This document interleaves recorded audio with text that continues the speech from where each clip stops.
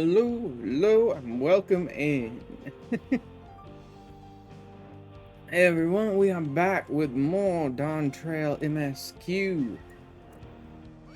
And while I was just waiting for the stream to start, I basically just flew around and checked out each of the areas of the map that I didn't already have open.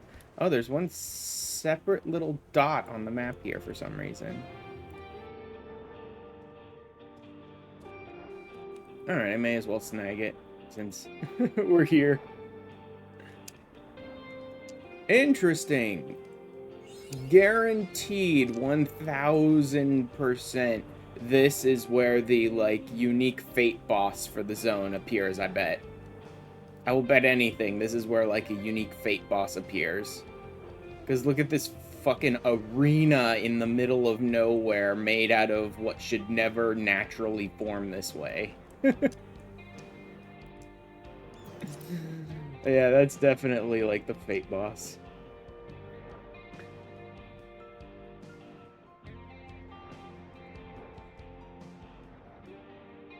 Alright.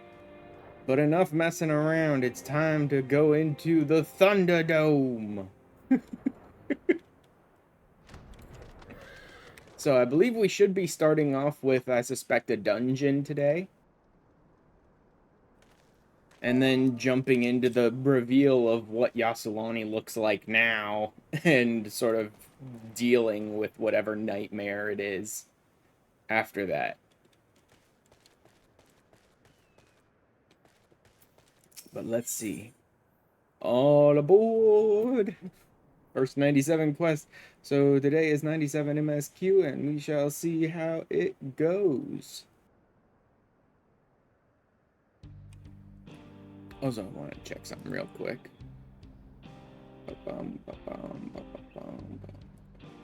Okay. Also, I finally got a pop filter for my mic. Literally just one of the little screen, double mesh layered little screen ones to put over the front of my mic. So hopefully that helps a bit more. I don't know that it really will. I already do a lot with EQ and mic effects in the background to sort of deal with that kind of stuff. But even then, I've never been 100% like satisfied with how my voice sounds coming out of my mic, and it may just be that my voice sounds like shit, or that I just personally can't handle listening to my voice. Maybe, but it also sounded a little like off to me at times. So I thought maybe throwing a pop filter over it as well might help. And the thing was only like 10-20 bucks, something like that, so it was pretty cheap. Honestly, the other thing that might help it is if I had a boom like arm to hold the microphone, rather than having a microphone on a metal stand sitting on top of my hardwood desk. That may be causing like vibrations through the desk and the stand to sort of come into the mic as well, if I had like a boom arm or something holding it. But I've never loved that sort of thing, really, and I don't know what the hell I would do with it half the time. Because when I'm streaming, yeah, sure, you pull the boom arm forward a little bit, and you put it closer to your face, and you use the mic, and blah, blah, blah, whatever. And then when I'm not streaming, I have a microphone hanging in front of my fucking screens, obstructing my view of, like, everything. Or at least something, obstructing my view of something. You know? And I could lift it up and push it out of the way or whatever, but there's not a whole lot of room behind my desk to keep it there either. But, also I have no idea how much those stupid fucking streamer, boom arm, blah blah blah, attached to your desk and hang the mic from it things cost. And I don't really want to deal with it right now. So hopefully I'll just see if this, helps at all. Anywho. So word of train's ready. If you have any preparations, that'd be a good time to see to them. Boarding call will come before you know it. Alright.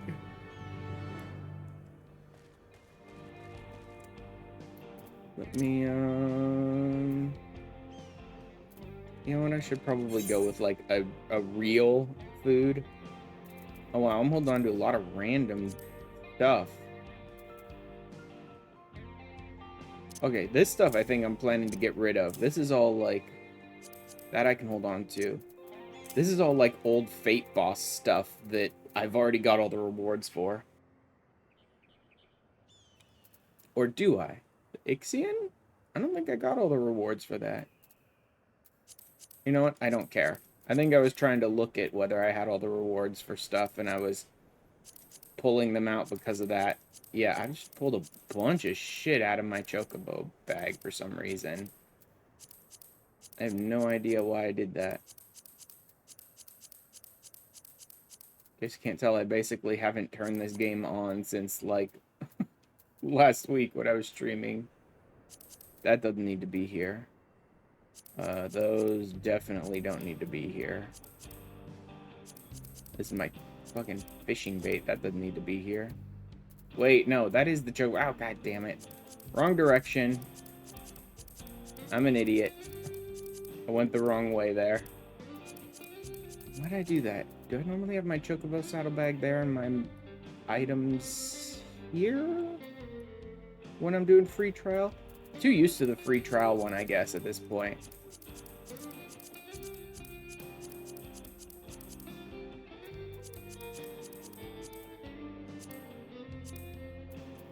Go ahead and just organize this a little. No. Why the hell would I hold on to Alcahest? I definitely wouldn't hold on to Hive Totems. That shit can get sold. Those can go in. Those can go in. That can go in.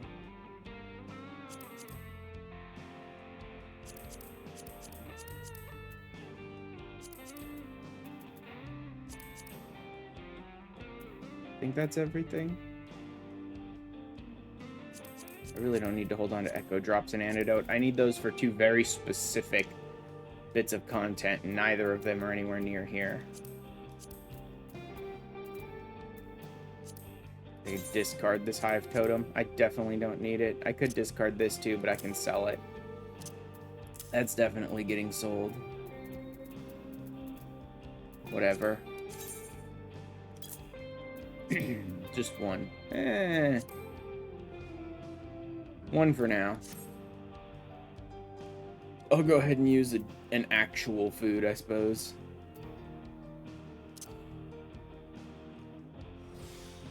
This is like one of the in-game master whatever current tier foods. I don't usually like to waste it on random stuff.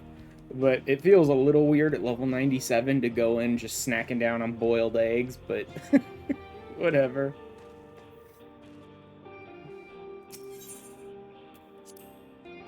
Yep, let's finish this.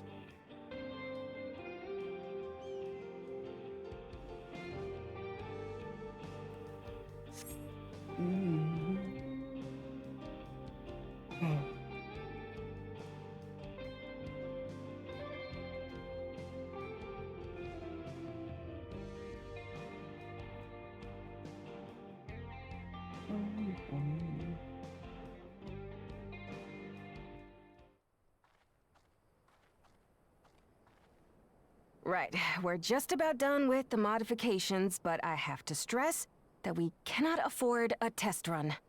Mm-hmm. It's fine. We understand and accept the risks. We have faith in you and your craft. Yep, sure. Let's go with sure that. Everything will go to plan. With all the hard work everyone's put in, it couldn't be otherwise. That eternal optimism.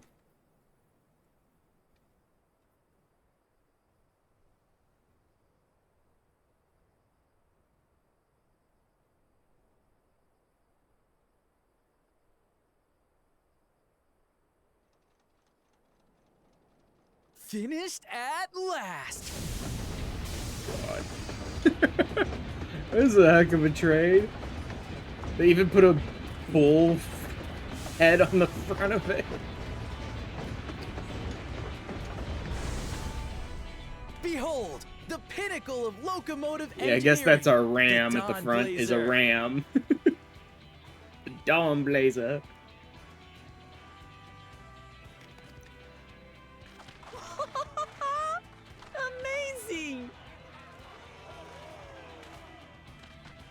Yep, she's been fitted with wooden armor and a crystal grounding rod to mitigate the effects of lightning. Naturally, we had to overhaul the engine so it could handle the extra weight. I also had her outfitted with etheric cannons, the better to contend with enemy forces. And as they're modelled upon those used at the Crystarium, I can attest to their potency. Cool. Do we get to use the cannons at all? So, Or is that what just do for you show? reckon? Given the tight turnaround, Is someone else going to I'd use say the we cannons? did a damn good job. Toughest locomotive I've ever seen. It's a shame we have to blow her up.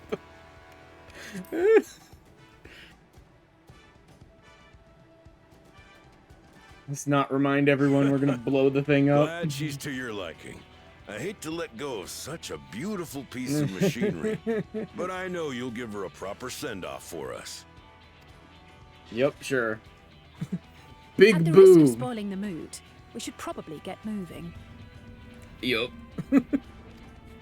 Yep, you won't get far if you let them pummel you from the air, but you'll be safe enough once you reach the tunnel. Yes, maybe we should move before they see this thing that we just wheeled out.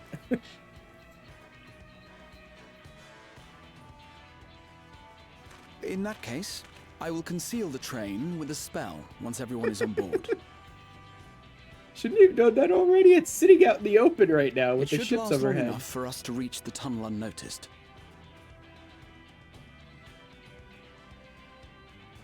We're all standing around with this train out in the open celebrating. Should conceal it now.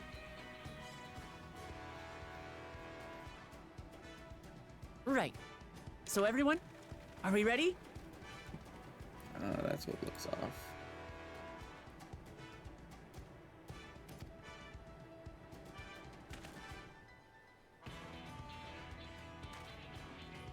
God, it's so friggin' bright here.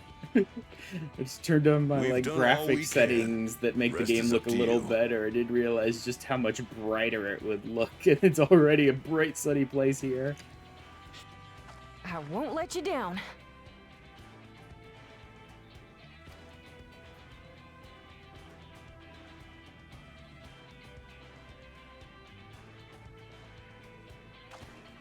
All aboard!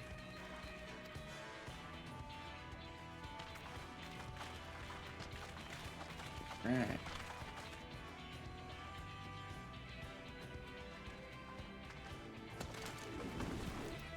Vanish!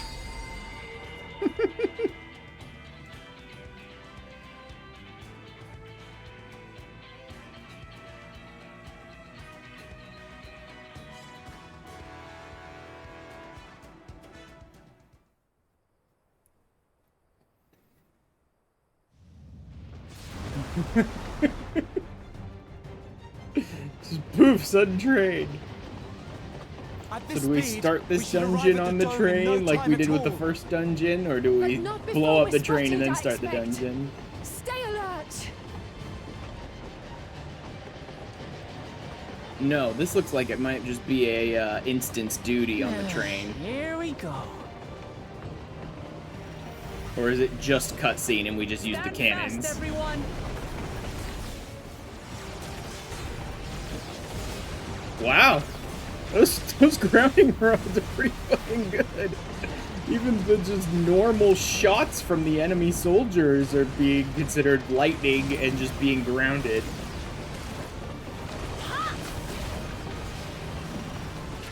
No, you don't.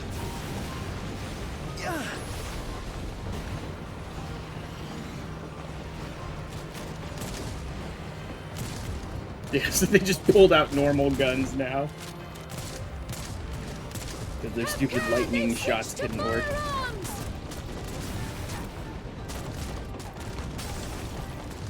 Oh, they're going for the crystals.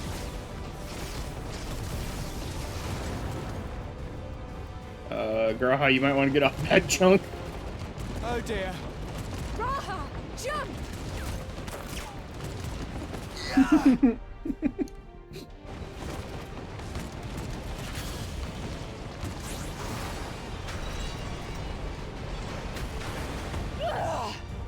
Jeez.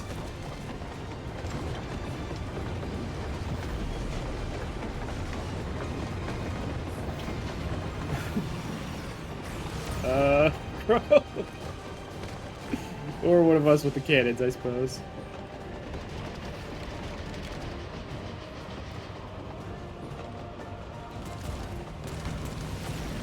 Yeah, I've got a lot of machinist practice. My aim should be pretty good. Erenville, I need you to take over for me.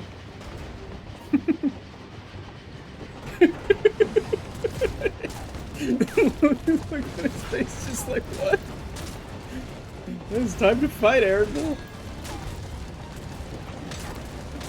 Wow, that's just insane. Just deflecting bullets with her axe. Sure.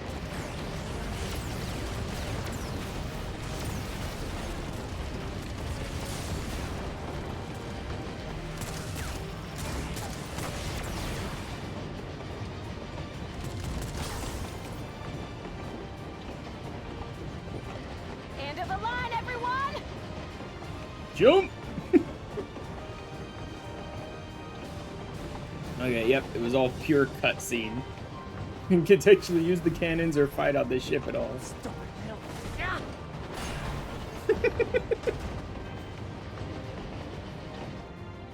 That train's going real fast for us to just jump like that.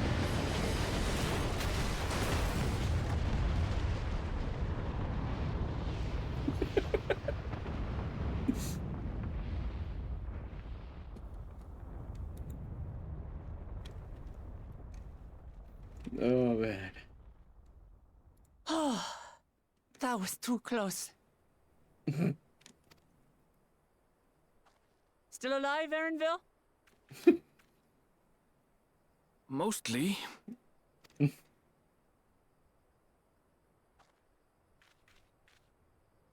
Everyone good?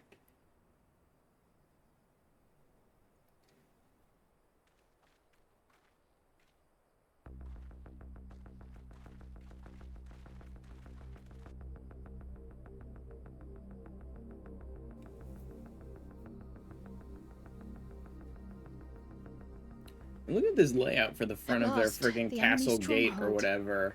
We This should thing hurry that before looks they can almost regroup. decidedly just like a Garlean, like not the whole castle itself, but like the front where they just cram a bunch of random crates down and some fences down, and it's like this all just looks basically Garlean but purple. Let's go and find out what's inside. Like they just changed the color on some old Garlean assets basically for the military.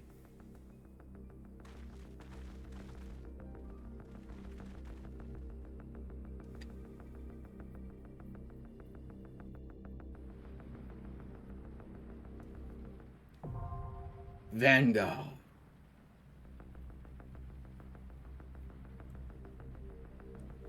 You know what? That's a pretty good definition for this place.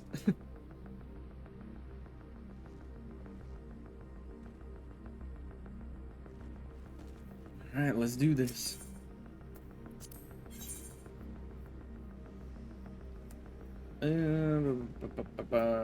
Yeah, stick him with Cryo. It's supposed to be her big debut as a Pictomancer, so stick him with her for now. Alright. Vanguard.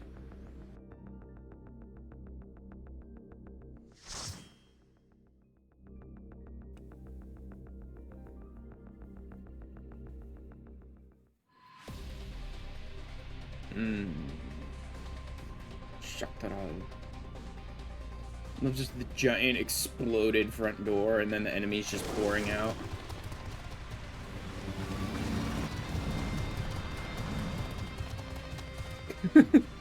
Just like dozens of enemies pouring out and then just 4 people walk up. Alright, let's do this. Is under attack. Vanguard is under attack. All units prepare for battle.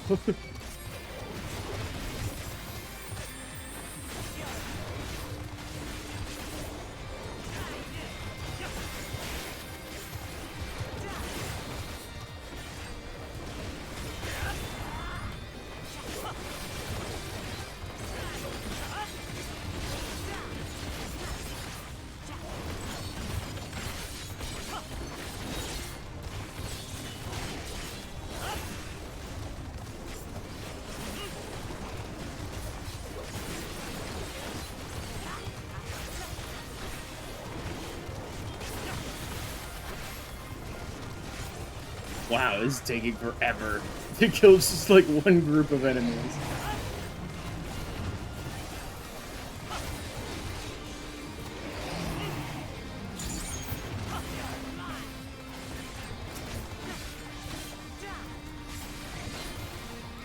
You know what? What the hell? I can carry it over to the next group.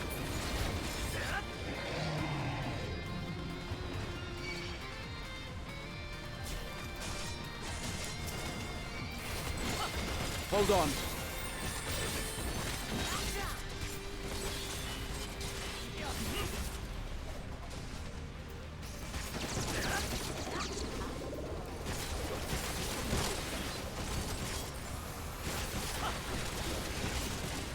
Problem is that the way the NPCs pull, because I keep ending up in situations where like Wuklamot hasn't quite pulled them all into one location, and so I end up with like one person that's just like not taking damage for most of my stuff.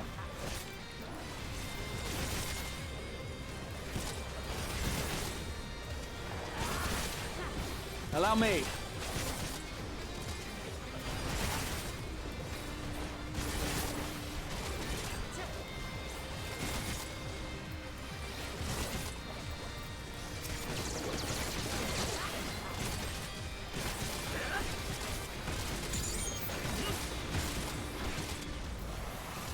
I won't bother wasting this one.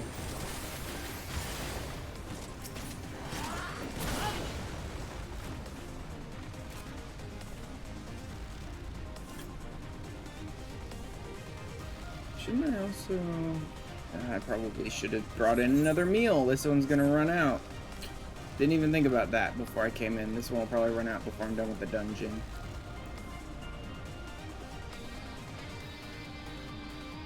Motorcyclists.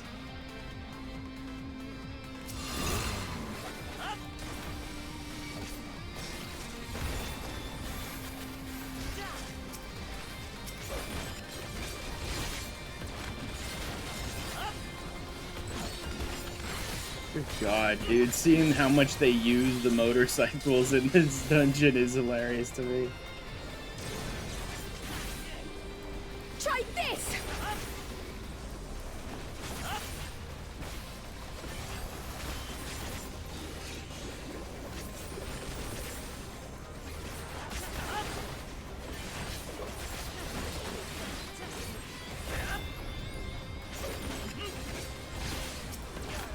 Switch over. Do a little more damage to this one.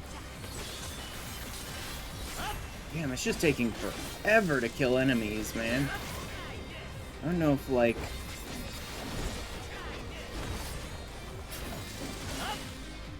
Is my gear just not keeping up, or is it the trust is just not doing much damage? It might be trust. That might be part of the problem.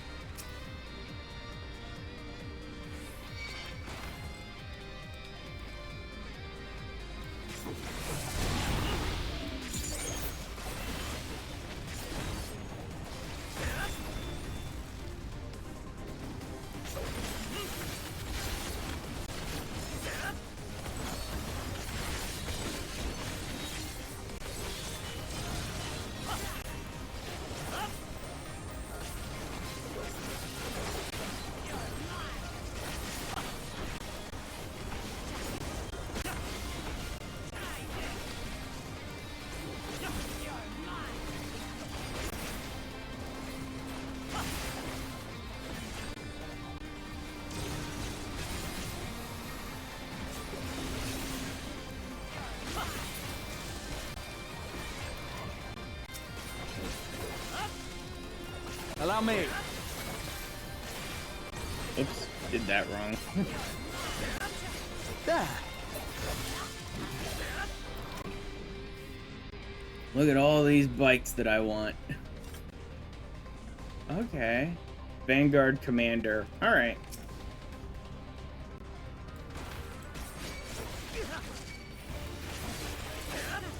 Let's go ahead and make sure I pull these up first.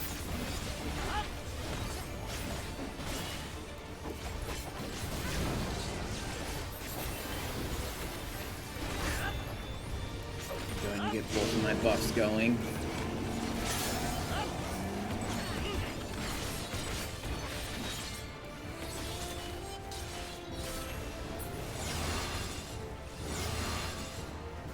Wing blade. That one was obvious enough that I could sort of see what was going on there. Especially when they just, like, laid it all out right in front of me. These guys are gonna do, yep, lines. Doing lines!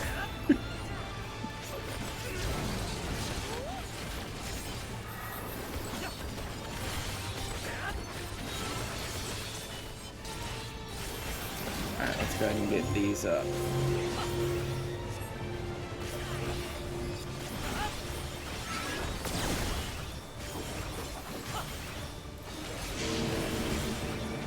Which side are we going with here?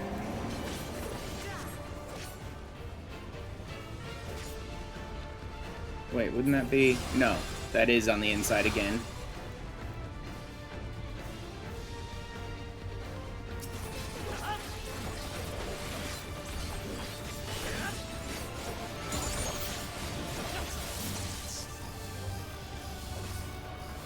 I'll just go out here. It's far away and I'm missing my melee uptime, but whatever.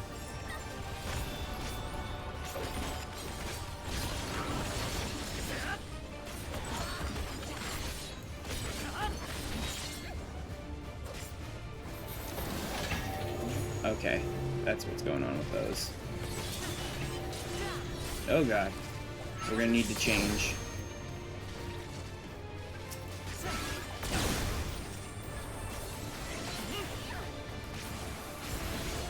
This isn't too bad. It's so weird having, like, no mitigation whatsoever on Viper, because I constantly feel like, oh, here comes a big hit, I need to oh wait, I have nothing.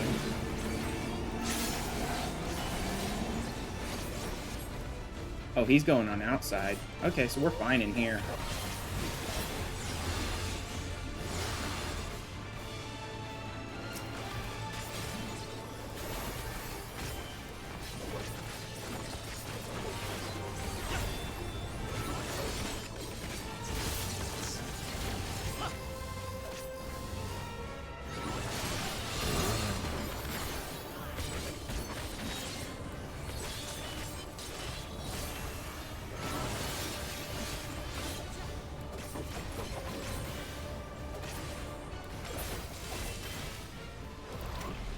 Alright, what do we got here? Vanguard helm. So is this the armor? Yeah, this looks like the armor. Yeah, that's absolutely the armor. Okay.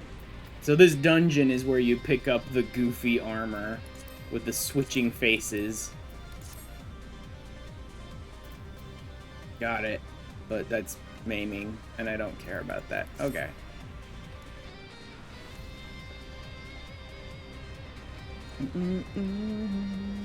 Intruders detected. Artificial IntelliGuard.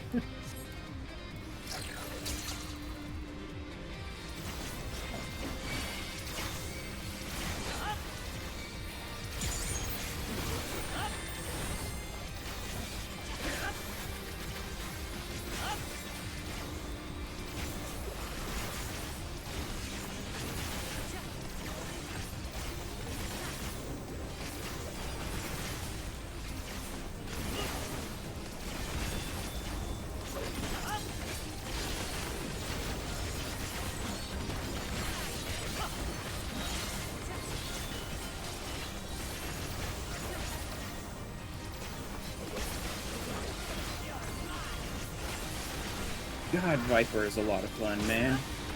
The more I play with it, the more I'm just in love with its playstyle.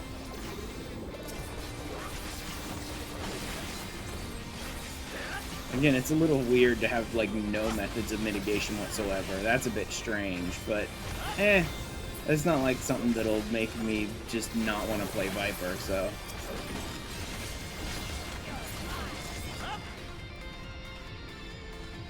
Because the other one I would go to, if not Viper, would be Reaper, and it has some mitigation, but it's not a big deal, and as a melee DPS, you don't really need mitigation. It's just nice that a lot of them have it.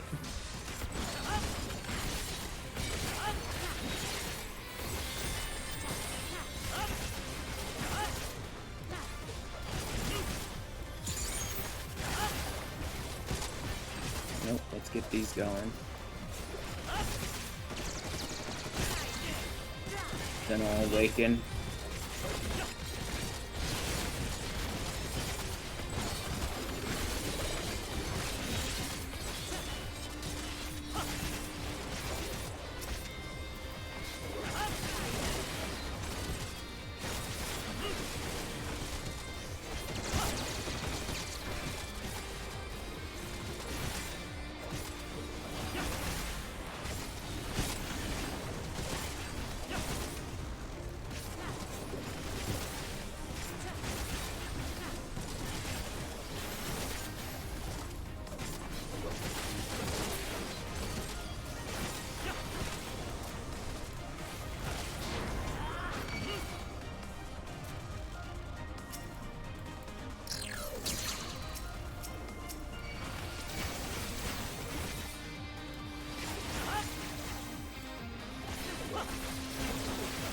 There's just a ton of enemies in this one. They're just like, oh, you're standing in this line, you're gonna get hit.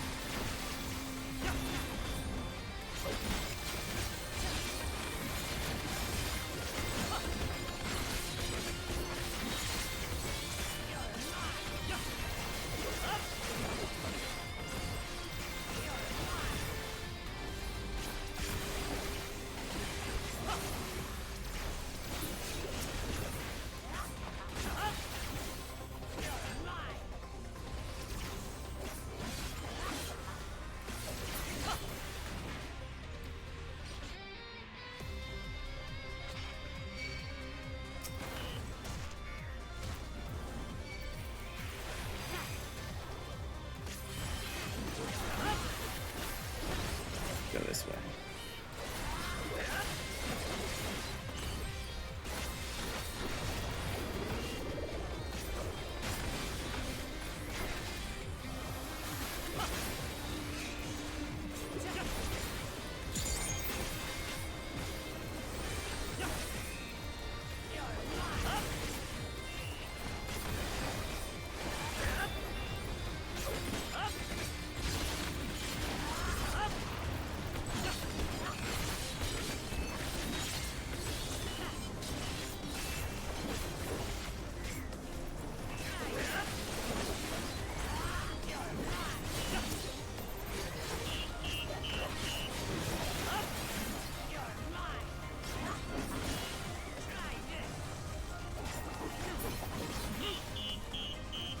Alright.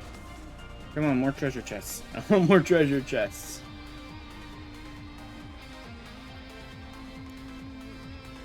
Ooh, big boy. Earrings of casting. Okay, here we go.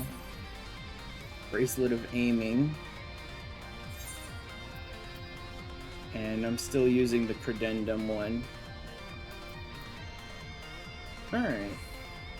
So this would be the first big upgrade. 196 to 11. Absolutely, this would be an upgrade.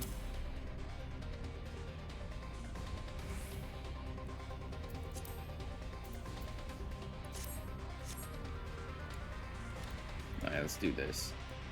Protector.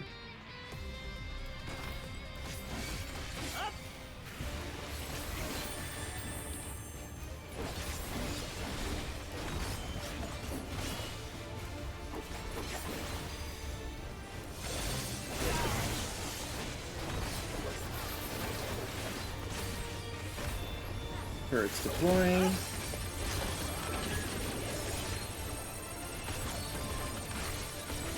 Oh boy!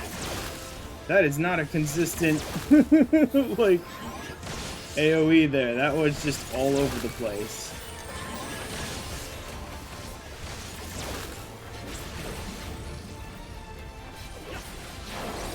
A lot of the stuff we've been dealing with so far has been like lines and things like that, but this one, nope. Shit.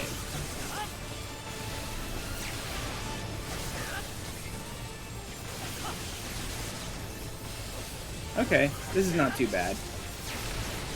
This isn't nearly as bad as I thought it was going to be. Because he's pretty slow with it. This should do it. pretty slow turning while doing that, so it's not too bad. Damn it, I hate when they do that. Initializing raise protocol.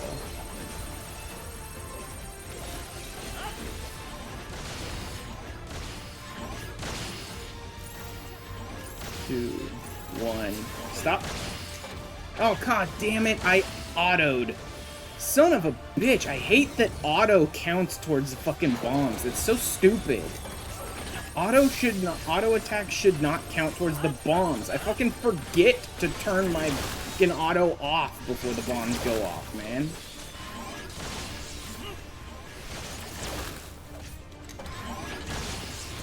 Jesus Christ. He's just circling me with the fucking explosions there.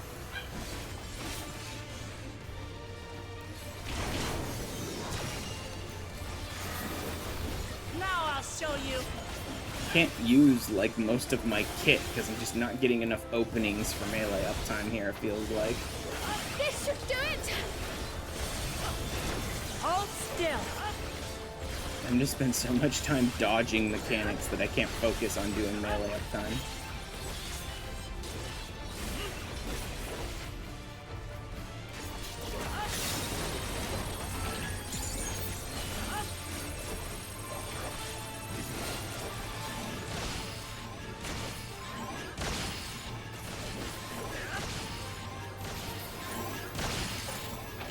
Stop. There. Jesus Christ.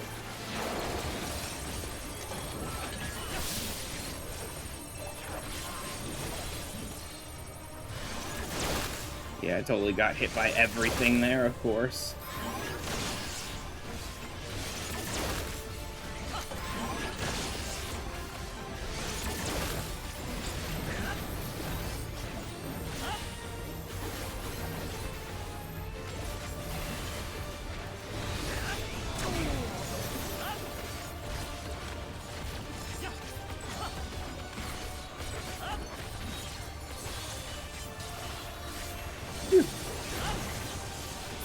Oh, he's already almost dead. I was thinking like, I wonder when I should go ahead and use the LB, and then looked up and he was at 0.1%, and I'm like, oh, never mind.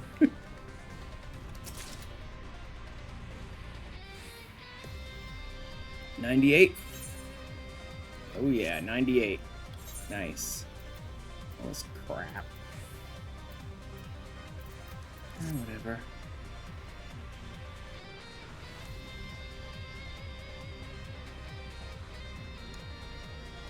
Fire the cross bridge and release the beasts. We can stop them there.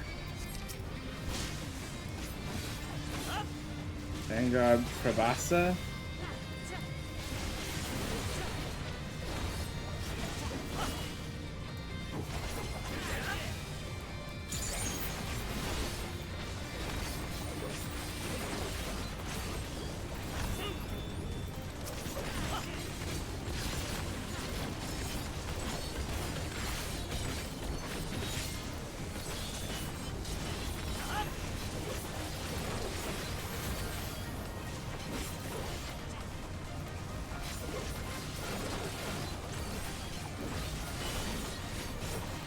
Someone's very pissy about the fact that we're progressing through here. We've stopped hearing, like, artificial intelligence voices over the radio, and now we're just hearing people freaking out.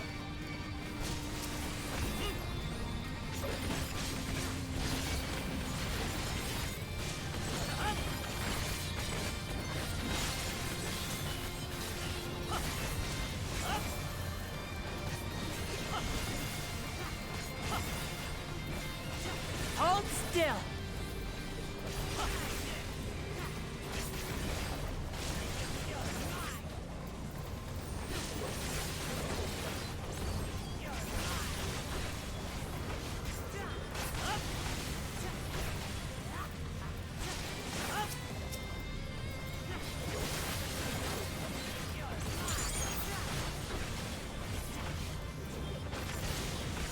Hold still.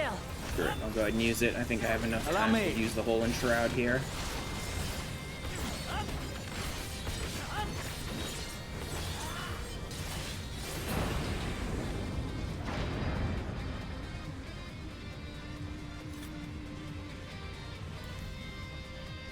Oh yeah, they're getting angry. And reinforcements. Commander will not tolerate failure.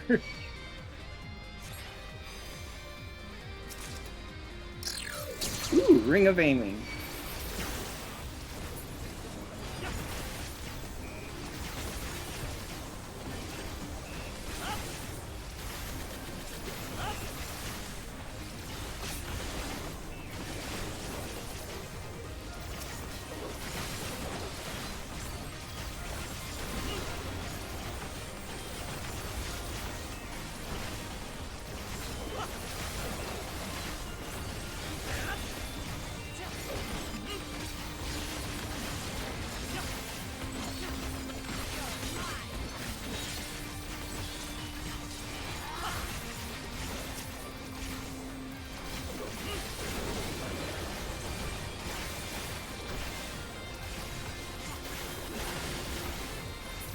There's just tons of stuff like appearing and disappearing on you when you're a Viper at every second of the fight.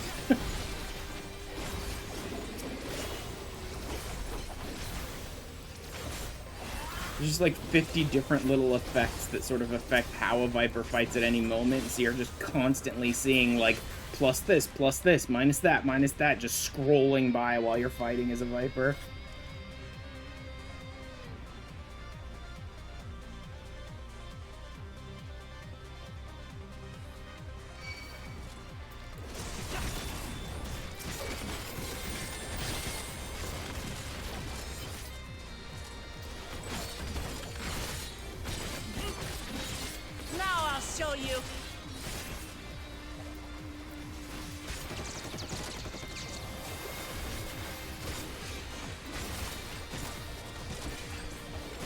Jackass gunner standing way out there, and Wilmot just won't walk over to him. Which means that we're wasting time not killing all of the enemies here.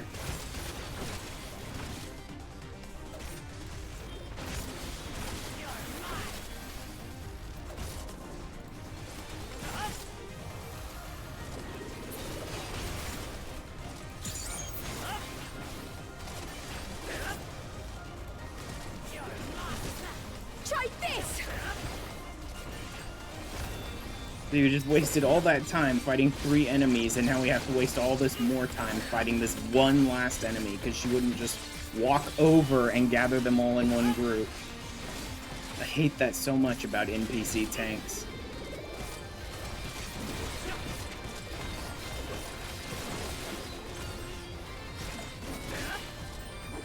Like, this guy could already have been dead if we just bothered to drag him into the rest of the group. Or drag the rest of the group to him. Alright.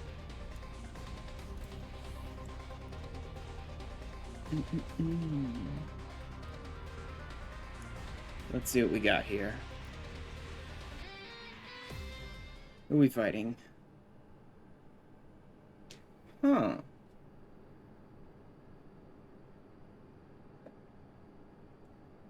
It should be allowed, but it ends now. Some actual person. Vidian Outrider, Xander the Snake Skinner.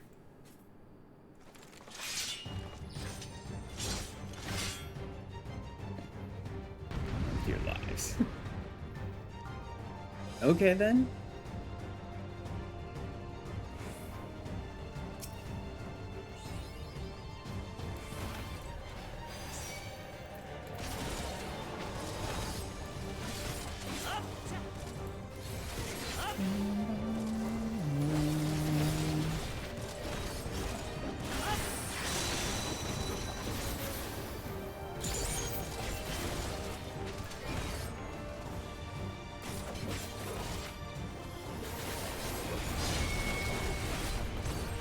Oh, interesting. So it's a half arena cleave after the fact? Alright.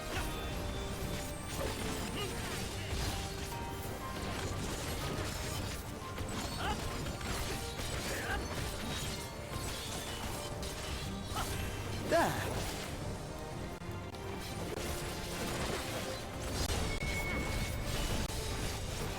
Okay, so he starts cleaving most of the arena.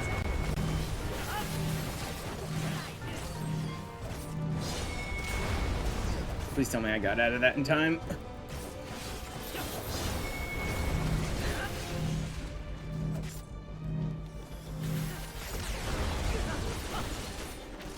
Oof. Try this! Just the beginning.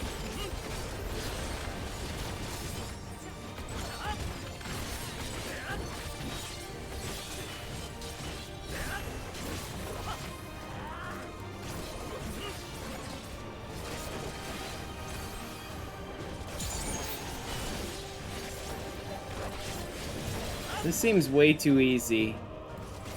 There's some other part to this fight.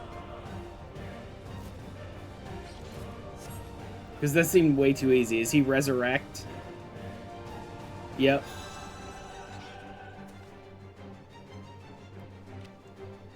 Yeah, he resurrects. That's what I was saying. I'm like, we haven't even built up our LB over this guy's fight, and it took us like 2 minutes to kill him. That seems way too simple.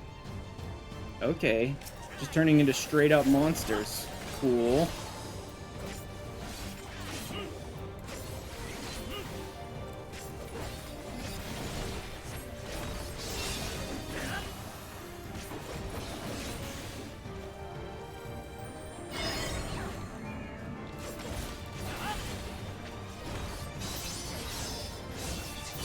Okay. Alright, I get that. So I need to be in here. He cleaves across the arena. He quarters the arena at each slash there. Got it. Problem is, he keeps getting so far away from me that I keep, like, losing my buffs before I can make use of them. They're dropping off too much. Oh, you son of a bitch! What the hell is with the... Okay, 4 guard. Okay, it says it in the fucking title. Oh my god. Oh my god, that's so dumb.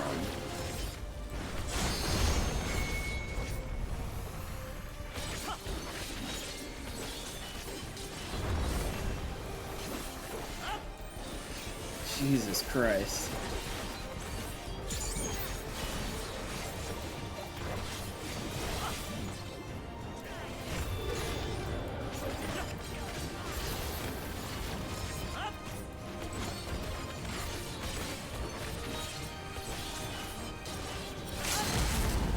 Damn it.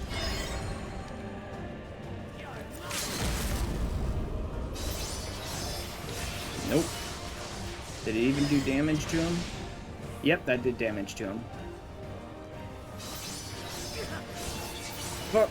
Oh god, I thought for sure I took that one straight on the face, that second one. Oh god. I definitely took one on the face, but I thought for sure I took 2 of them in a row on a face. It was gonna die there. Somehow I managed to snapshot myself outside of it.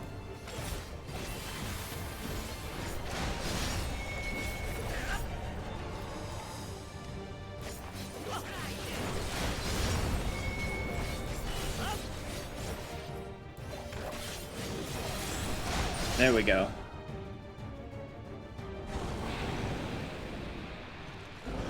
So it's certainly not impossible to kill these people that are wearing this stupid device that lets them just resurrect over and over again.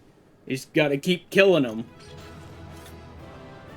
That, and they might just have a limited number of uses, blah blah blah, whatever. So at the end of the day, Zoraljaw will probably have the most resurrections of anyone, or whatever.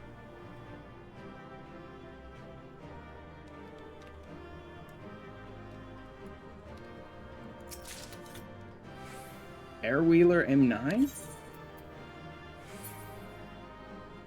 Okay, it's a minion version of the little jet thing. Nice. Go ahead and pull some stuff out of here before I go and unequip anything.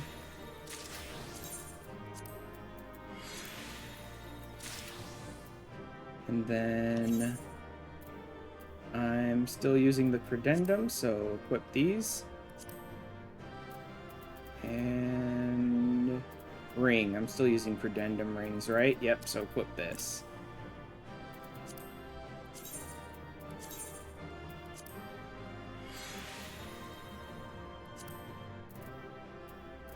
And that's everything.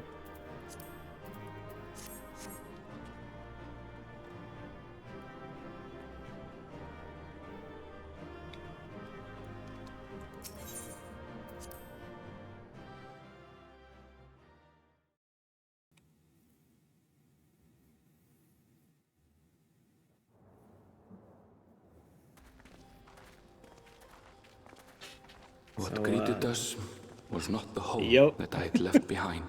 Your home is not looking too good, is it? There was no mistaking we had reached Yasulani. And yet, Okay, It so was there are wholly town unlike my sections memories. here that I can go into. the lands of my childhood had changed beyond imagining. Okay, so yeah, there is a whole section here. To where had I returned?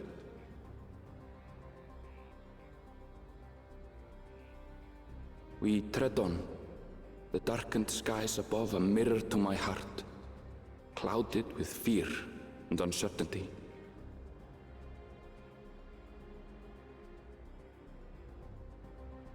How bizarre. This cannot be Yasulani, can it? I mean, it can.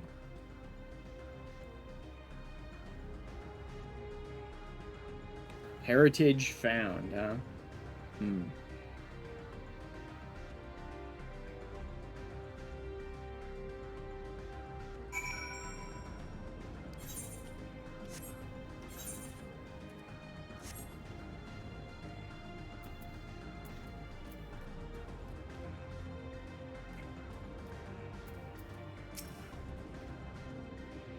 Something strange. This is like another world.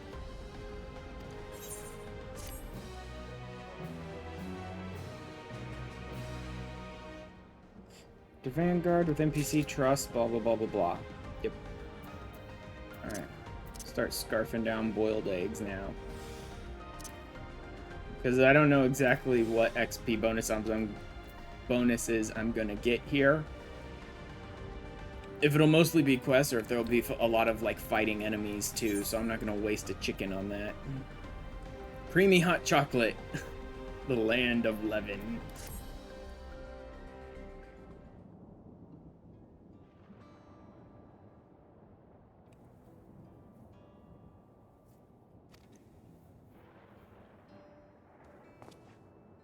Is that tower always there? No, obviously not. No, the wall over there.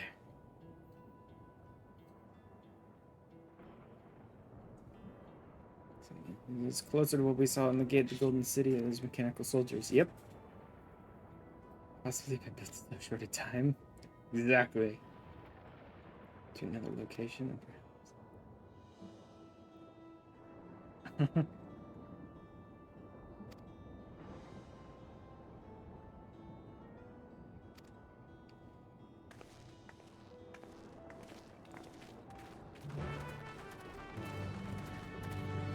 It's quite easy to see how you can end up in a situation like at the very beginning when they were telling us about this place, and it's like, that's so weird. That's a weird thing that's in the new world or whatever, and it's like, oh, now I understand how we can have a place like this exist. It's because it appears out of nowhere and like time flow gets all fucked up.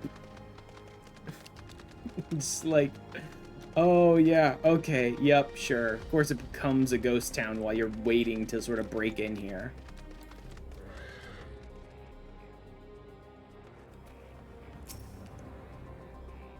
Train station?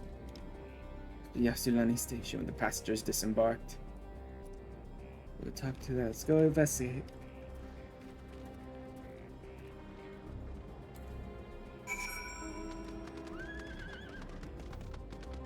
Also, I need to start doing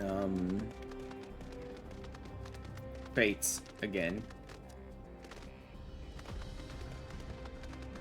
And there's one right here with 8 minutes left on it. That's good.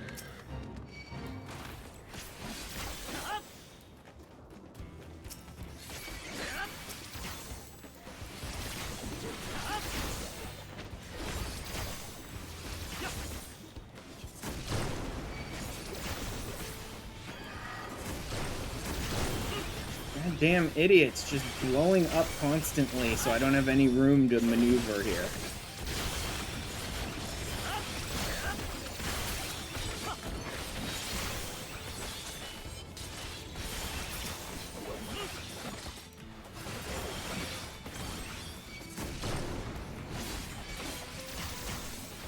Problem is, it's not even just around them. They're doing it, like, wherever the fuck they please. They're just putting down an explosion. Okay. Fuck this. Peacing out. I have to take these guys on one or two at a time. Damn it, I hate having to do that. Another bit of help could be to summon him. Healer stance. Since I have no heals.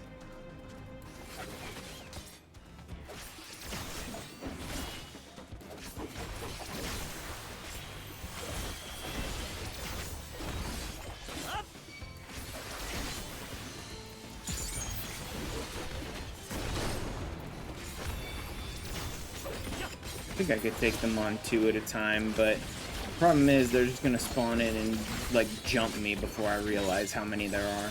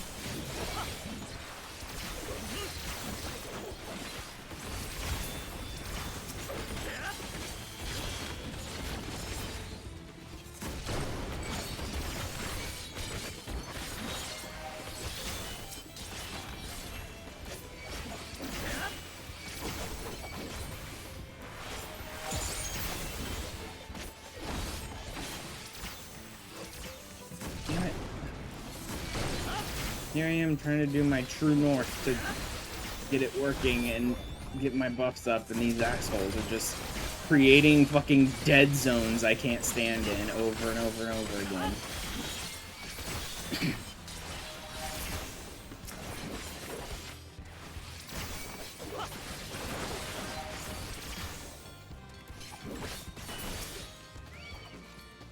That should be it. There we go. One down. Oh, here's another fate.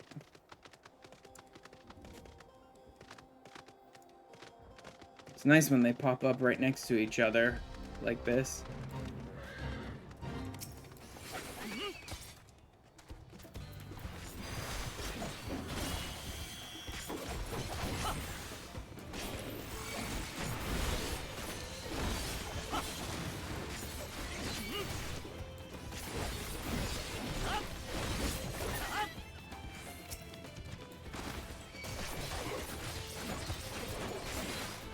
Again, I think I could take two of them.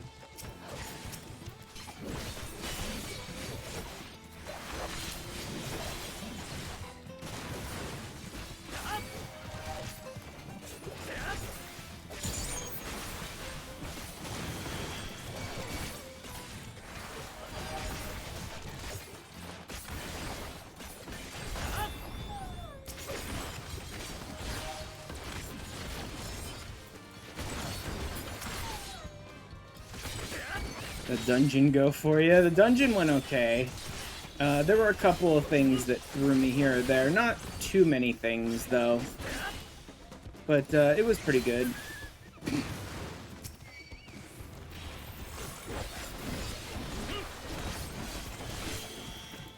Also, I got a couple of pieces of gear for an upgrade, so that was nice.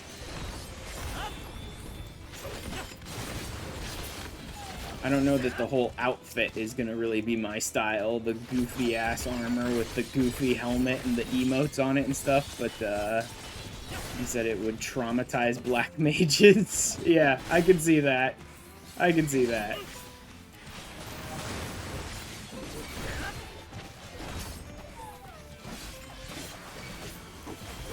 Oh, Forlorn Maiden.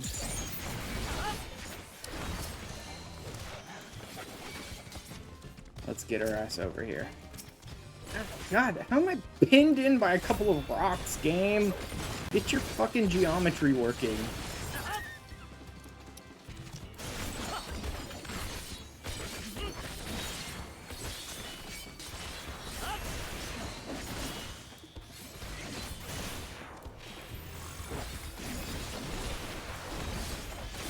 We're into this zone. I just walked in. We're literally in the first cutscenes as I'm heading for the first town.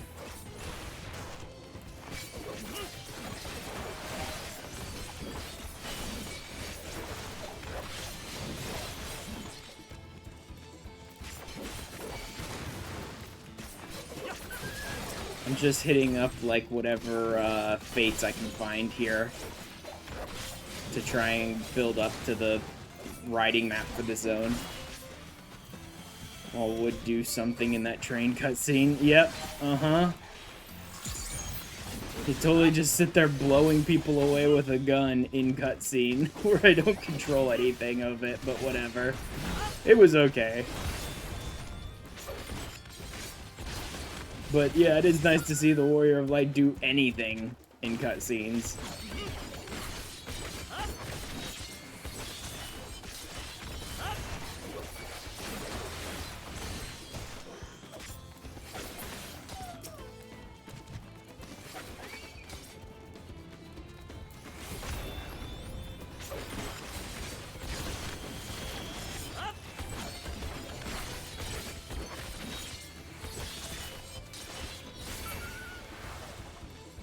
That it?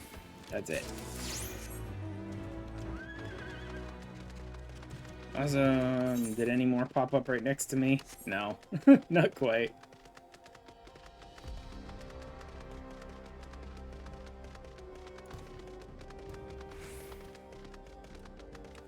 Alright, that's 2 down. And I just entered the zone, so that'll work well. I can just find a few more fates along the way. I don't even know who I'm supposed to buy from. I mean, this place is... Or the map is on the other side of that wall. This place is so dead. Unless maybe they've all been taken and, like, enslaved on the other side by the enemies or something. Yeah, because, see, I can see it from here. On the other side of the wall is a more, like, inhabited, it looks like, area surrounding an aetheryte. So that's probably where any survivors are. I was like, who am I even supposed to buy the riding map from? This place is dead.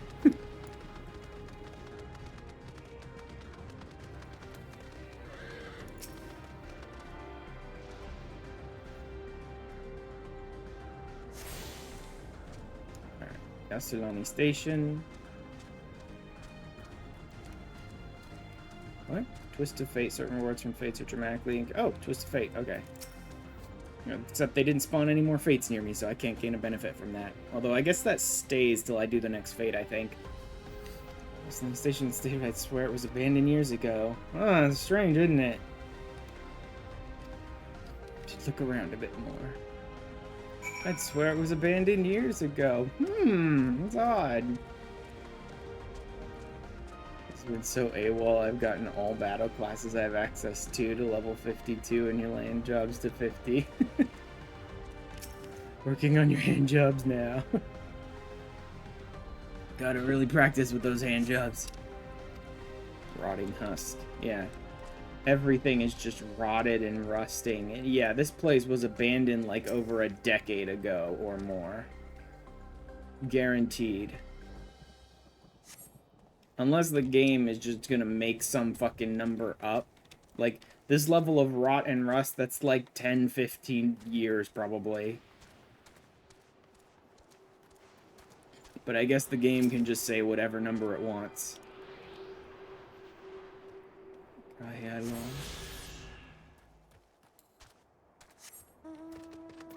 forgot I have to deal with ether currents now. 451 northeast. Okay, that's gonna be on the route out.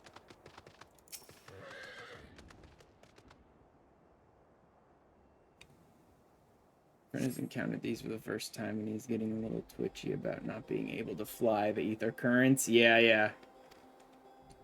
Yeah, first time he's had to deal with the ether currency, he's like, wait, why can I not just fly? Technically, I guess it's better than the other way around, but that would depend on how you do it, because we picked up flight at the end of 2.0, not the end of 2.5, so it's not like we had to get all the way through before we could fly. So that's pretty nice. Picking up ether currents as you go lets you unlock flight a little earlier, but it's a lot more work in like all of the zones. Why, hello there. Is that just like a powered down soldier? Yeah. So there's definitely some that are people in armor, and then some that I think are just like robots. Because there's that random dumbass from the last dungeon, the who gives a crap what your name is, you were only on screen in one scene in the dungeon, never seen you before, never see you after character, Snake Man, yes, who's like, that's a dude in armor and he's wearing one of the pieces on his head that like revives him, or actually full on transformed him into a monster, but you know what I mean. It's got everyone. I want you all to take a look at this. I can only assume Snake Man was probably someone who was in Yassilani, and in the years or whatever that have gone by inside the dome, they've recruited various people to, like, join them in their fight. Mechanical soldiers, long since broken. President confirms this is indeed Zoljar's domain. Right? Yeah, well, no shit. You needed to see this to know that? Take a look to the right. And the gigantic fucking towers. When they're not in combat mode, they just have the pixel eyes. Yup. This place is rotted over horribly. As if we haven't been here for years.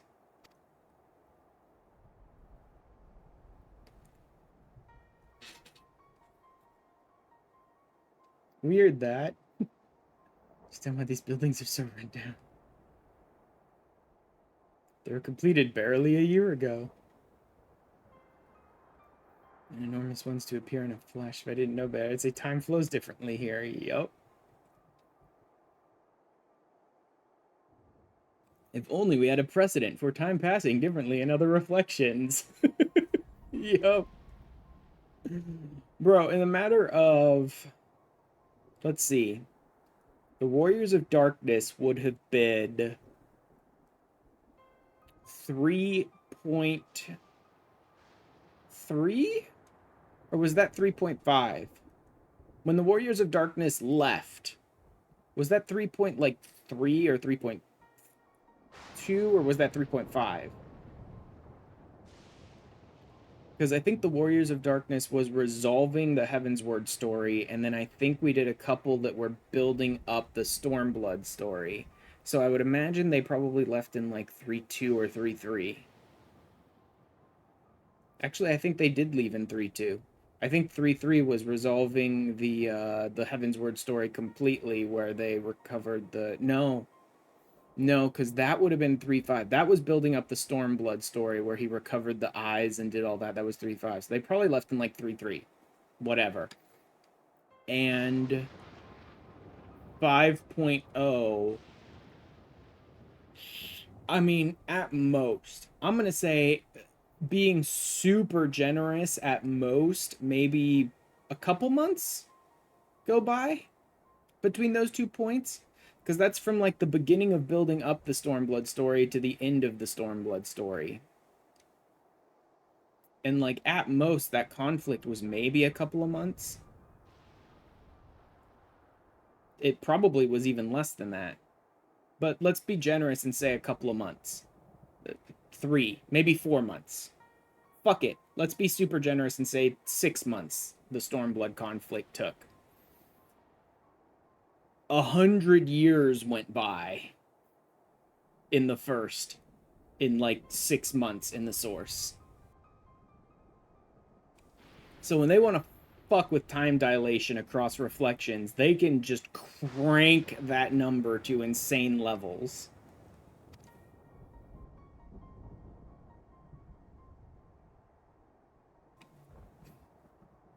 Yeah, we have encountered this phenomenon before, and of course it's Grahu who's like, we've totally encountered this before. Our world is but one of several. Some respects they're similar to one another, and others wholly different. We call them reflections. So we put the rift between dimensions causes time to flow at a different pace in each world. While hours pass in one, years may have come and gone in another.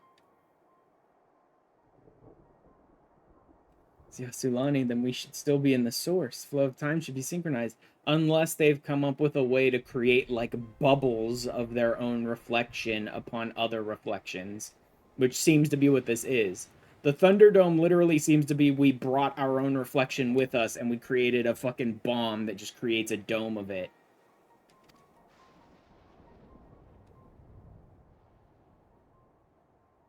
Should I follow all this talk? Says this Yasalani, it must be. Then time is flowing fast here.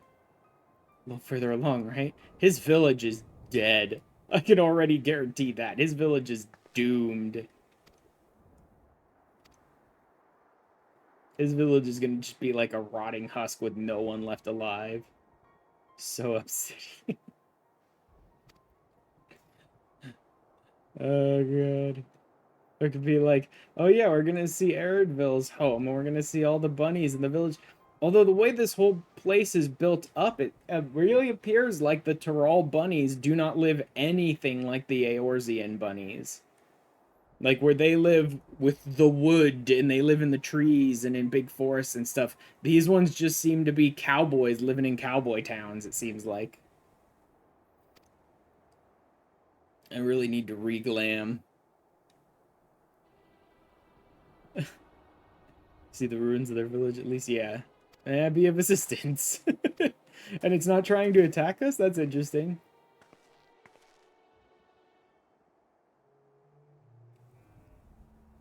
Seem to be hostile. Perhaps you can ask some questions.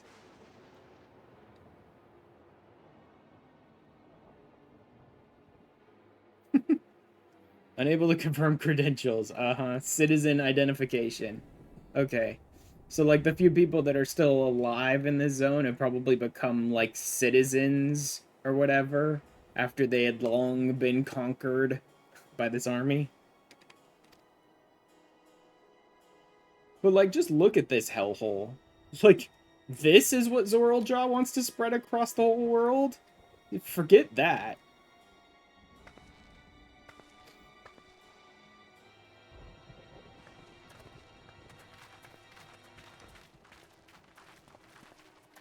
What an idiot. Lightning rods. No, they're definitely... They look like freaking power cables. Granted, I don't expect anyone in this game with these characters to understand what power cables are, except maybe Graha possibly could figure it out. But, like, this pseudo-fantasy, medieval, whatever characters, I don't expect to understand what power cables are, but that's what they look like. They look like power lines. What? No. Okay, that one.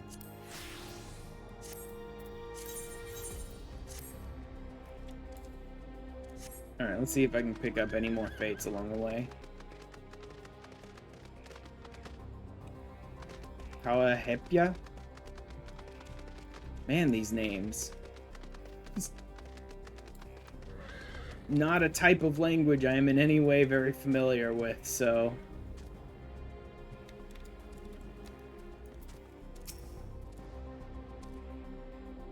Lightning appears to be drawn to the pole-shaped structures. Yep. It's just there's some order of lightning rod. Yeah, sure. Yep. They're absolutely, like, lightning rods, basically. And they pick it up, and I'm guessing they carry the electricity across the power lines to, like, power the city. I can see how they ended up really focusing on using electricity to become more advanced. This reflection or whatever, because if this is really like a bubble of their reflection, then I can only assume basically their entire world is just covered in storm clouds and lightning constantly. So electric, like, lightning-based electrical power would be like the single most powerful source of energy that they could have possibly gotten in that reflection. Although it seems super weird to me that there would be a reflection aggressively based in lightning. Didn't we already say that a lightning... No, I think we found that a lightning rejoining hadn't happened, right? There was already a reflection that had a calamity of... Okay, there was a calamity of lightning. I wonder if the Ascians were doing an encore at this one. Okay, so there was a calamity of lightning already. So then why was this world covered in lightning ether then?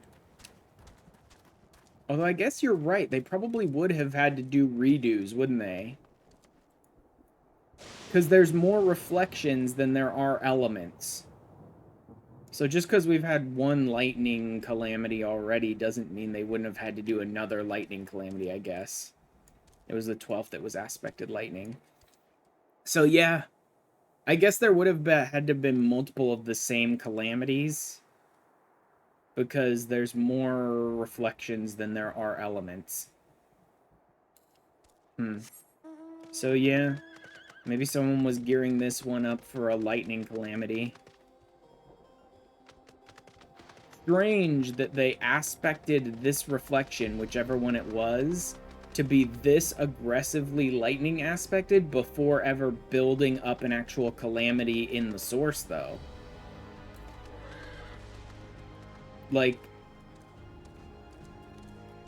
well, actually, they aspected the first to be light. Like, no, wait. They did lightning was the second calamity. Okay.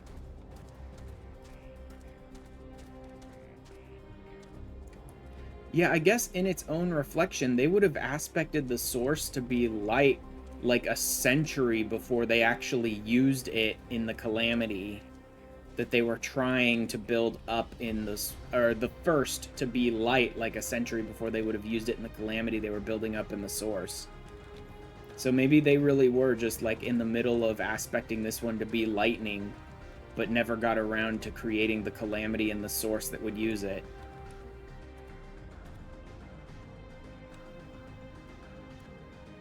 Also, I'm wondering if given solution 9, it means that this was supposed to be like the 9th reflection.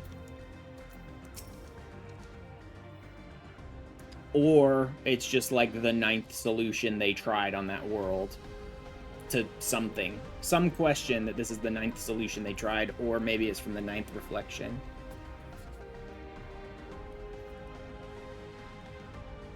But mechanical soldiers in the warships. Section appears to bear fine etchings. Reminiscent of arcane runes, these suspect they're not merely decorative. Posit. It's used to harness lightning as a source of energy. Quite impressive technology. This observation was just still up. For a blessing, the dome doesn't appear to interfere with link pearls. Not be surprised if this was the 9th. To the village and find the others. Oh, I see you, Fate. Trying not to go too much out of my way to do the fates and still hopefully be able to hit 6, but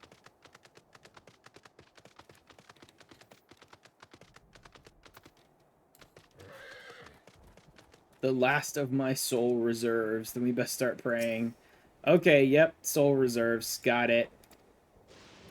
The reason why they can, like, resurrect over and over and over again is because they basically are, like, using other people's souls as power to resurrect themselves again and again and again.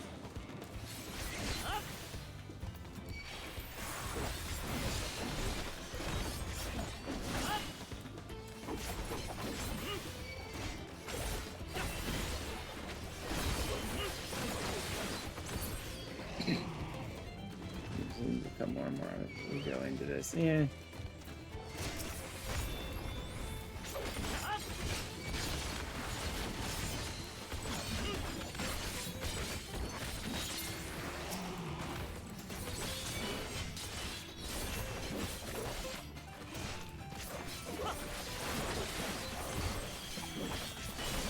14 minutes is plenty.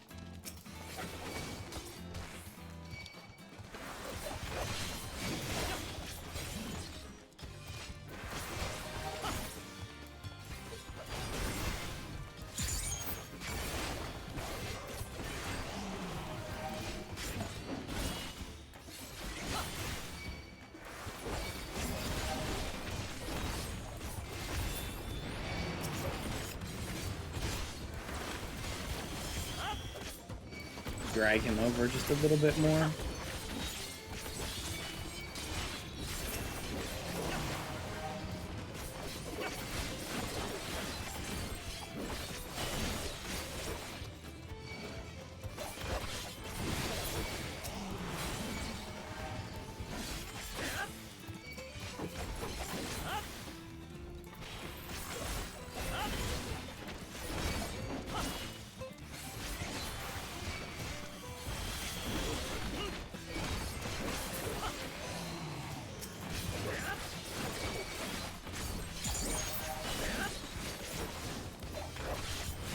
But yeah, we definitely seem to have just like random civilians too that are part of this. So I don't know how long's gone by. The game could try and claim that like generations have gone by, and so now there's like whole generations of people in here that don't even remember the fact that their ancestors were like enslaved by these people or whatever, and now they're just like part of the soldiers. Or it might just claim that, like, the only way they could really survive was to just sign on with Solution 9 and join their army or whatever, and so they just did it. But, like, there's absolutely just, like, random people that are totally part of this army now.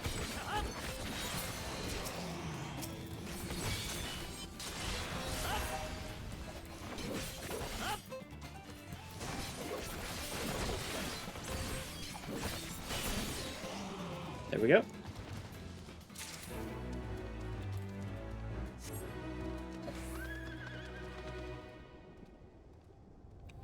It'll flat out tell you how long it was eventually. Yeah, I figured it would. But like seeing just random hunters, not like horribly evil monsters that were part of this evil army that blah blah blah, but just like hunters whose job it seems to be to just sort of like clear out monsters around the towns and stuff, who are totally using those little devices and this soul technology to like regenerate themselves over and over again. It's like, yeah, pretty much anyone who's still alive in here is basically like part of Solution 9. Bunny ruins.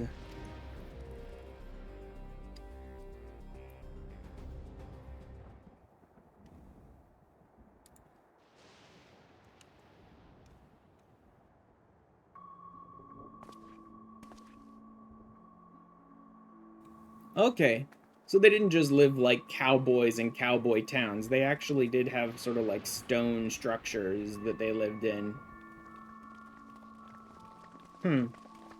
Definitely not like the bunnies of Eorzea, at one with the wood or anything, but they definitely were a little more unique than just random cowboys.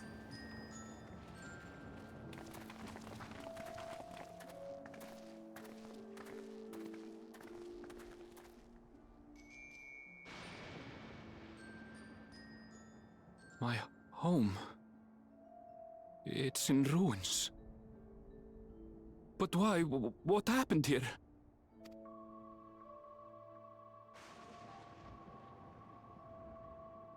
And where is everyone?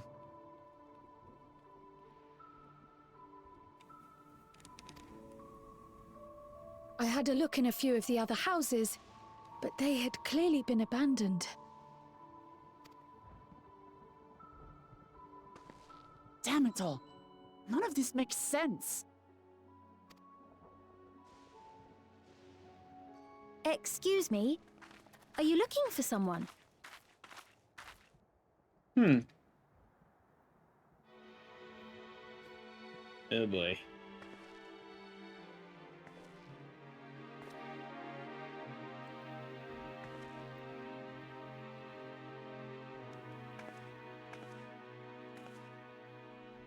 Well, that music's kind I apologize for giving you a fright. However, I did have reason to keep to the shadows. Sorolja has told me a great deal about you. Oh, good. Sorolja? Greetings, and welcome to the realm of Alexandria. Okay, then. I am Sphene, the Queen of Reason. Oh, then is Zeralja supposed to be resolved? Queen of Reason? Although Zeralja still seems like a fucking puppet. If you are the Queen of Reason, is there perhaps a... Yes, if you mean to ask if there is a King of Resolve. Zorulja holds that title, and Okay. together do we reign.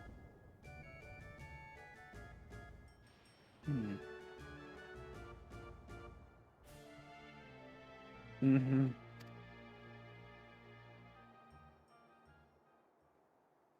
Then you are both behind the attack on Tuliyollal. And I doubt you're here to offer us a warm reception. No, you have it all wrong. I am not come to fight. Zorulja rules alongside me, but that is a matter of expedience. In truth, we are at odds, he and I. Expedience? It is at considerable risk to myself and my people that I come before you to beg your aid.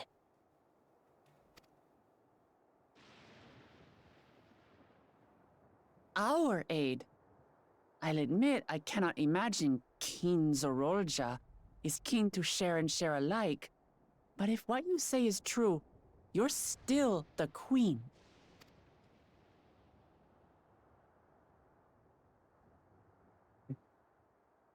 Indeed. But I was once the sole ruler of Alexandria. Until one day, he appeared, bent on conquest. In my weakness, I feared his power. So I persuaded him to forego violence and strike a bargain. I would remain queen, and he would receive technology that would empower him to achieve even like, loftier hey, ambitions, bullshit. along with the knowledge to use it. Like, I remember there being a voice promising Zeralja everything he wanted before he opened the gate. A gamble. He didn't to be just sure, wander into but Alexandria if it and might take over your spare my kingdom. people- First of all, your kingdom had more than enough power to destroy that stupid little gecko if they wanted to. And second of all, someone lured him into the gate. But the characters don't know this, so, you know, whatever. If I may, the dome surrounding these lands was erected but recently. How is it he was able to not only invade, but instate a new system of leadership in a mere matter of days? Not days. Is this where they say how long? I've never heard of your realm. And this place is, or at least was, Yasolani. The house I grew up in is still here. But 3 years ago, that tower and these strange contrivances weren't. Nor was our village in ruins. Where did you come from? And what happened to the people who lived here? You must know!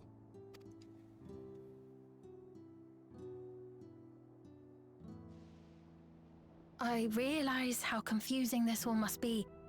Truth be told, I don't fully understand it myself. What I can say is that one day, people from your Tuliyollal suddenly appeared here in Alexandria. Or perhaps it was we who found ourselves in Tuliyollal. Sure. Until but recently, we were completely unaware of events taking place beyond the barriers surrounding our realm. Does this not remind you of the Crystal Tower?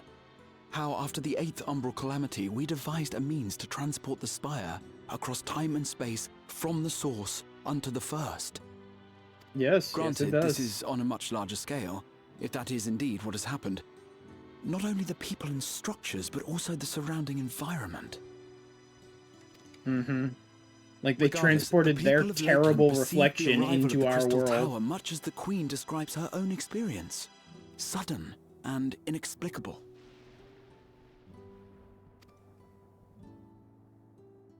Well then, you appear to have a better grasp of our circumstances than we do. Indeed, Sounds more than like I a tiny dared hope. rejoining. In which case, a closer examination of the effects of this phenomenon may afford us more insights. Allow me to take you to the outskirts. A number of the Shatona live there as well. Perhaps your acquaintances are among them. Probably not. Hold Something on. tells me we're gonna If we tear accept, Erdville there's down no a lot here, guarantee and we're like not his whole walking into a family is trap. dead and all that by now. But But if maybe we're to not. defeat Zorolja, we need to understand how he grew so strong. Besides,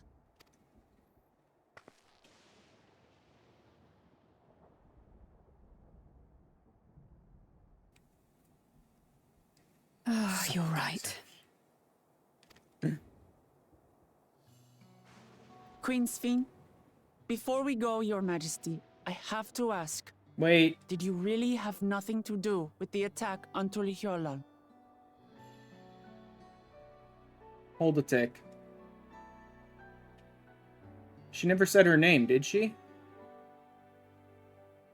I mean, I know that's right. I was spoiled at least a little bit to the existence of this character and her name, and that she's very important to the story and all that, blah, blah, blah. She did say her name. Okay.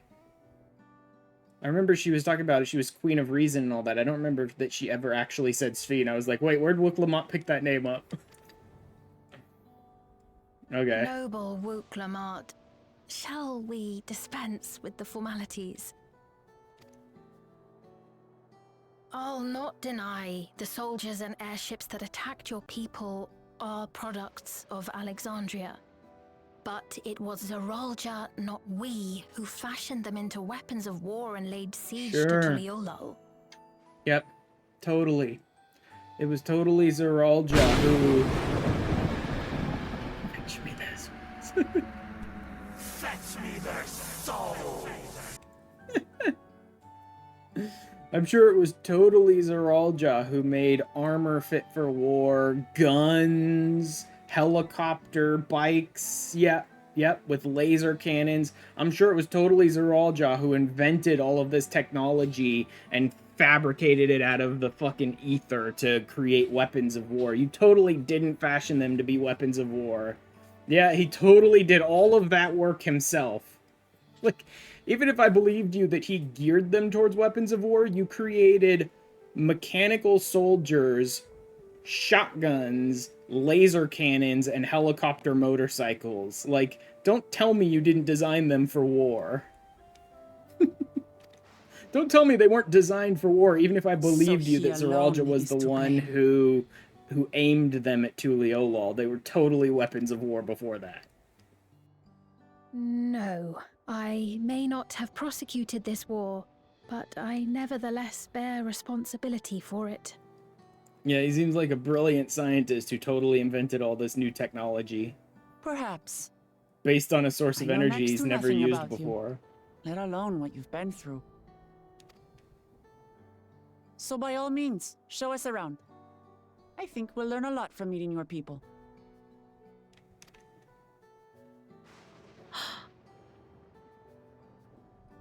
Wonderful! If you would follow me. Sure, why not?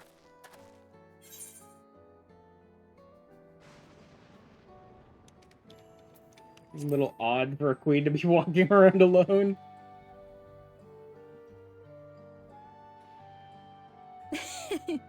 Is Switch that to monk and falcon concern punch or swings so suspicion? hard she'd have collided with the If things should take a turn for the worse, might I call upon your aid? Uh-huh. Yeah, she's totally harmless, guys.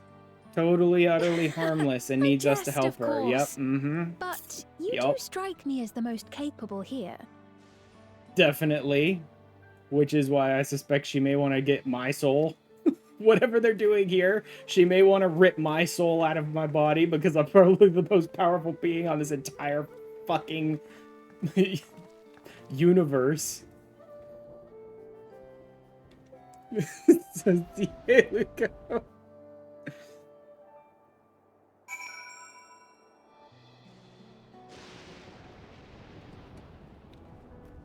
Is Alice sitting here like, I don't fucking trust this?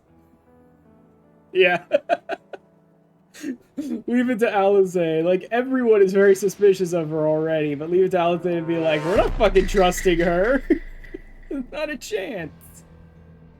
Mysterious girl appears out of nowhere for claiming herself a queen is suspicious. I love you, Alice. So, like, we're not trusting her. No way. Ah, hot cocoa. Well, it was +1 over everyone else on the source because we absorbed a reflection of the first while the others haven't. Yes, we have. Which also still threw me for a loop earlier in this storyline when they told me that Kryl would have effectively been 0 times rejoined.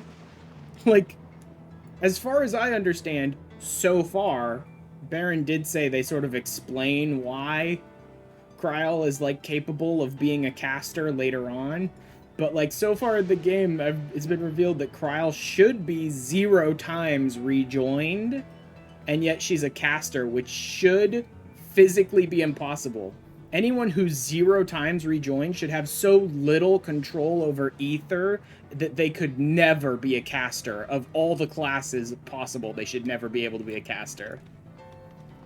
There are casters on other shards. Yeah. I suppose there are. Don't pay attention to that too much. There are casters on other shards. Such as black mages and stuff. Were there black mages on other shards? I get that there are casters on other shards. I didn't know if there were specifically, like, black mages on other shards, though. Artbert's party. Yeah, Nilebert, I think was his name or whatever.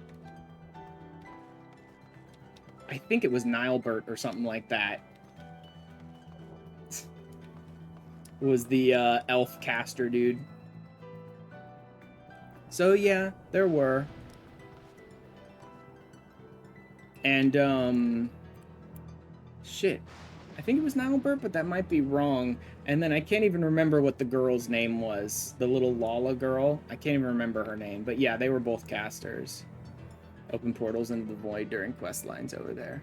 Yeah, I guess there are casters on other realms. It is interesting to think how there are casters on other realms, then. Huh. So then maybe being rejoined doesn't give you, like, control over personal ether? I thought that was described as one of the features of it, though. Is that, like, the more rejoined you are, the more ether... Because, like, think of the Unsundered. Like, think of the Unsundered, who have so much power to use creation magic to create an entire city, kind of thing. You know what I mean? Like, just sheer quantity and control over ether always seemed, if never outright stated, like it was one of the aspects of being rejoined to me. Ethereal manipulation is different from pure creation. Okay. I don't know why, but yeah. Even if they didn't outright state it, I guess just quantity and control over ether always seemed like a benefit of being more rejoined to me. Collections people can use ether, they're mainly using magic from outside their body. Oh yeah, that could be the other thing. Baron might be right in that regard.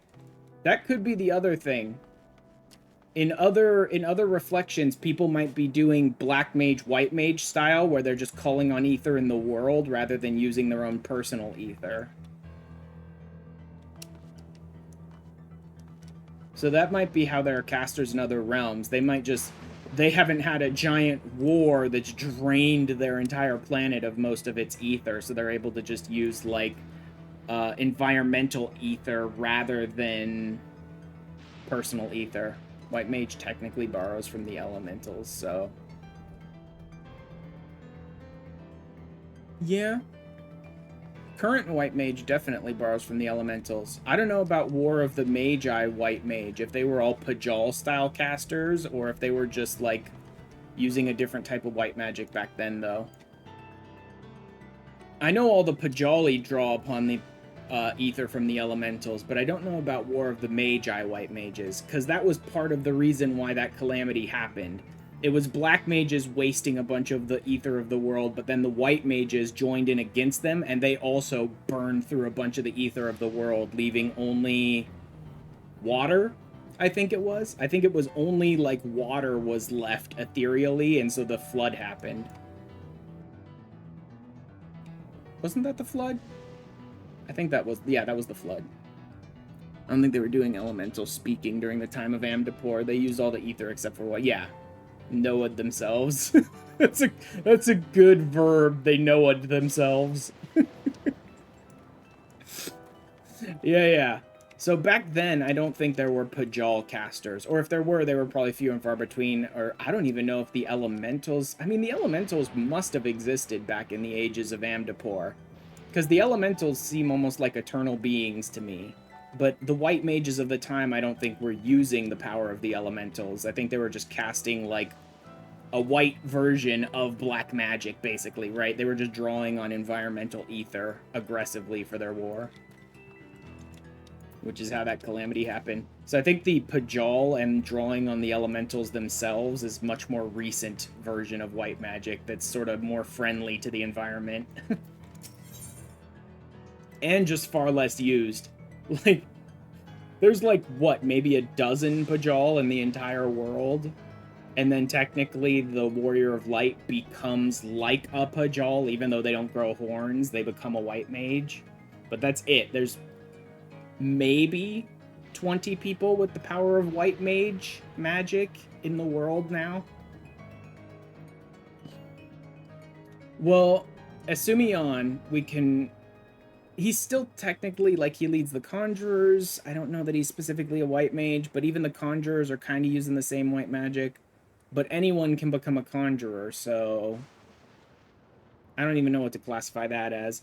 But, Kanesena, Arun, and, shit.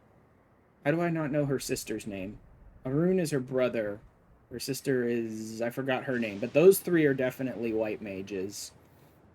There are a couple other Pajal that are not super named that you see among, like, hearers and conjurers and things like that, but not a lot that you see white mages, specifically.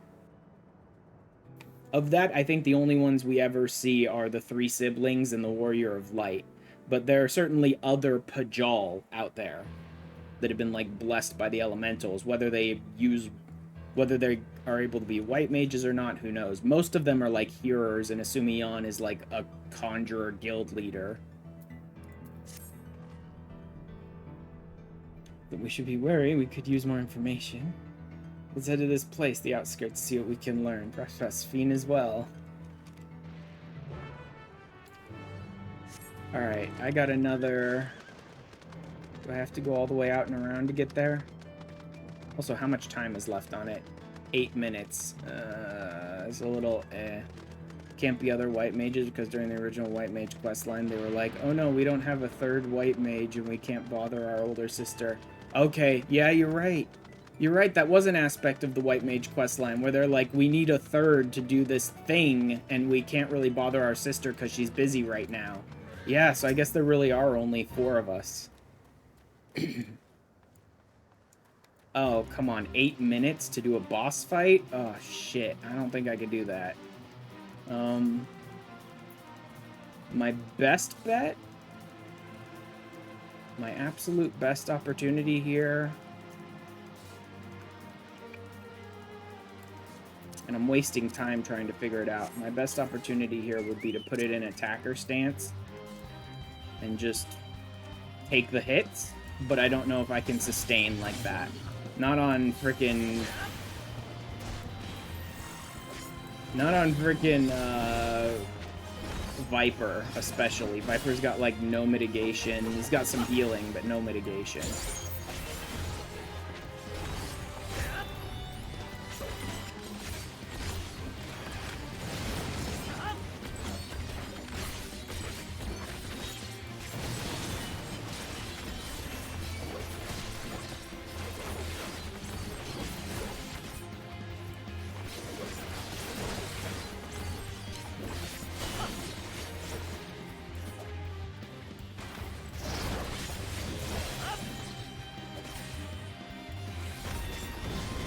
Okay, I can do this.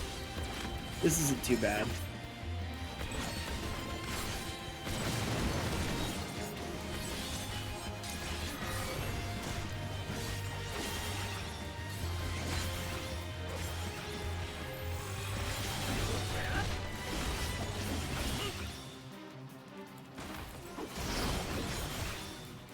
Come on, before True North runs out. There we go.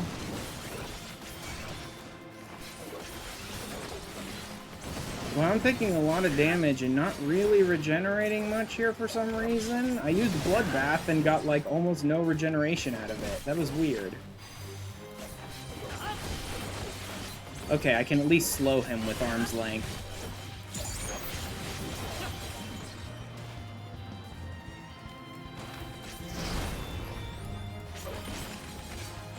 And if he keeps using casts like this and not autos, then I should be able to do this.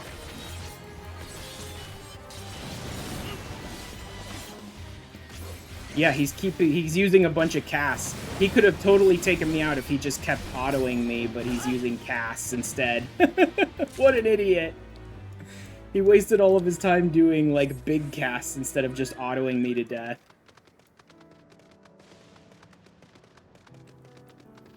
But the closest we've got to, like, meeting another white mage is the dwarven team member of our Bert, and I do find it funny that both black mage and white mage both seem to come from Ronka in the first.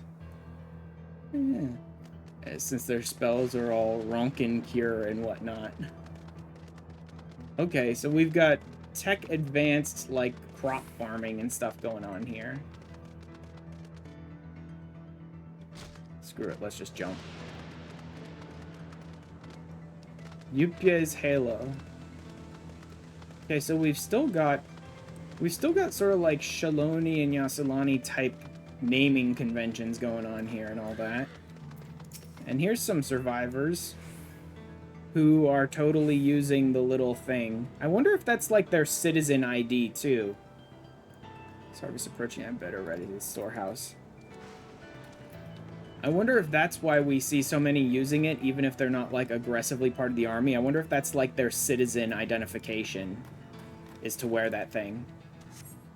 And so they need to use it just to interact with the devices. Yeah, because, like, everyone's wearing them. So that might just be listed as, like, something as simple as, that's their citizen ID, so if they can't interact with any of these devices without having it on them. But then I'm sure Solution 9 is using it for a much darker purpose.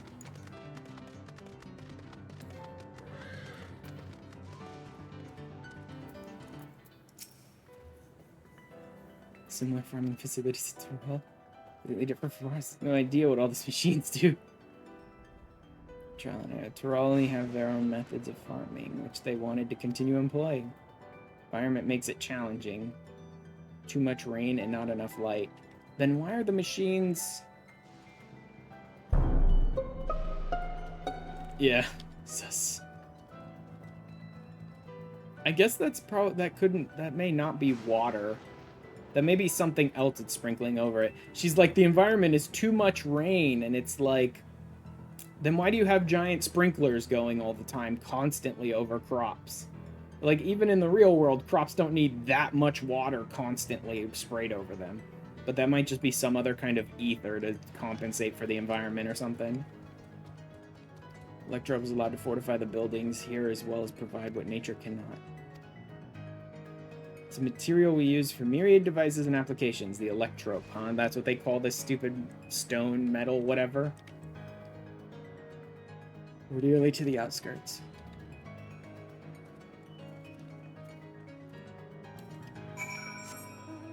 Hmm. Oh wow, I'm almost up to 99 already. I hit 98 in the dungeon, and I'm already almost 99. Electrope has many uses.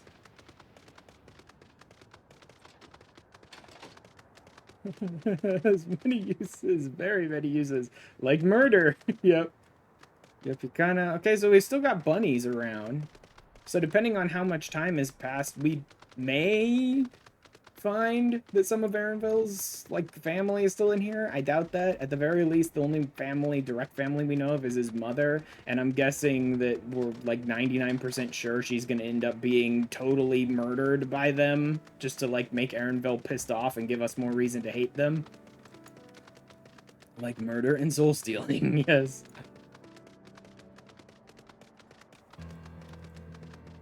Bunnies live a really long time, 200 years. Yeah, but I still suspect Aaronville's mom is dead. Like, not of natural causes, mind you, but I suspect she's dead.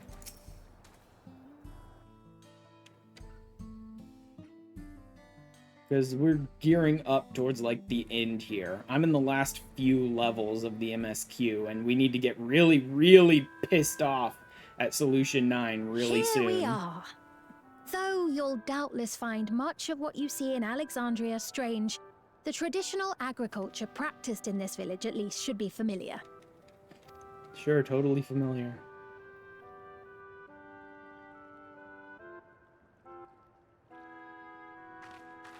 Let's level one more entire... Yeah, I know.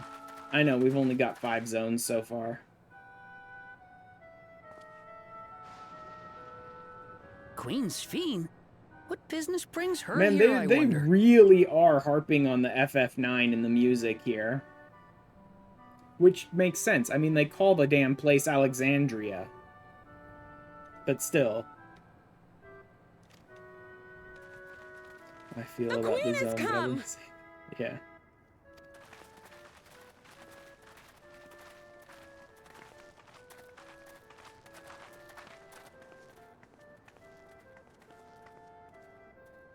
You look well, Paquine.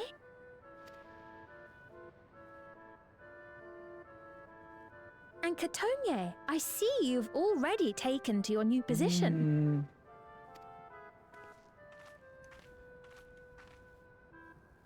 When she introduced herself as queen, I was expecting someone colder. Honestly, she reminds me of you, Lamachi. Me? It's only natural for a ruler to love her people. Sure. And I should like to know them as best I can. Even the most trifling details. The more you come to know them, the more you grow to love them. Sorry, but Who they every are, one and of what these they've people built. that walks up and is totally in love with Queen Sphene with a big glowing circle on the side of their head, I just don't believe you. Like, That's it. every time I look at a Beautifully big put. fucking circle bolted to the side of their head, I just don't buy anything you're telling me.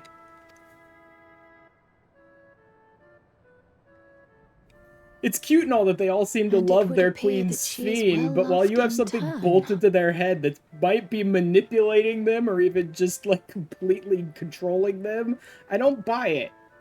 So says, let me shoot it early to check the graphics up. It speeds up at that. Yeah, there's that.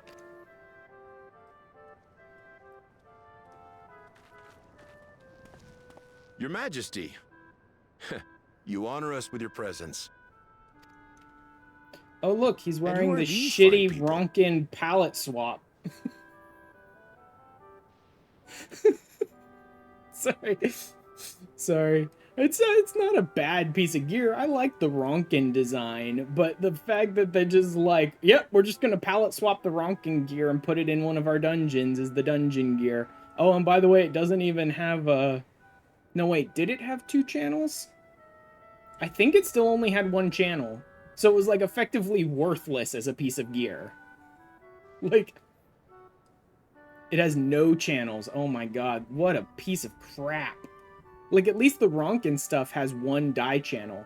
And as soon as I hit that piece of gear, I was like, what they could have done, what interesting, cool like fun developers would have done when they're adding a second die channel is add a second die channel to the Ronkin gear, but instead what they did was not add a second die channel to the Ronkin gear and give us some shitty palette swap and go like, here, this is one that looks different from the Ronkin gear because it's different colors. It's like, if you had just bothered to add a second die channel to the Ronkin gear, I probably could have gotten something that looks very similar to this. But instead, you didn't add one so that you could put a palette swap in one of your dungeons and go, look at this new gear we gave you. It's like, that's dumb. For downloadable, I wouldn't have been zealous. The fact that Fending Boots still has orange lights on the back. Like, they didn't even bother to finish the fucking palette swap before they just slapped it in the dungeon and said, here you go.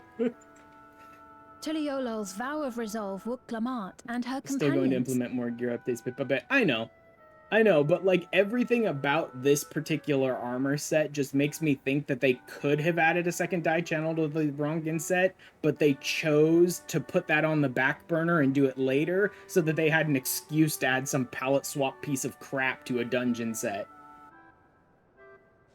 That's just right or wrong, that's what it feels like to me. It feels like we could have implemented 2 die channels for Ronkin, but let's not do that right now.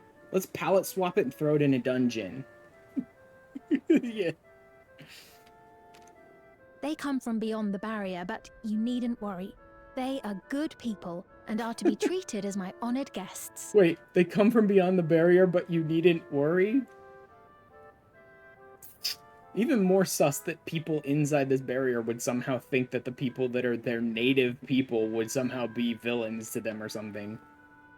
The rumors of a link to the outside are true, then. Rook Lamont is still so young. Okay. So many re-releases of gear that I've stopped carrying at this point. Yeah, I know, it's not the first time they've done this. It's just annoying. Oh, where are my manners? I am Popone, a leader of sorts of the people living out here. Papone? That is a ton of Woughton ring to it.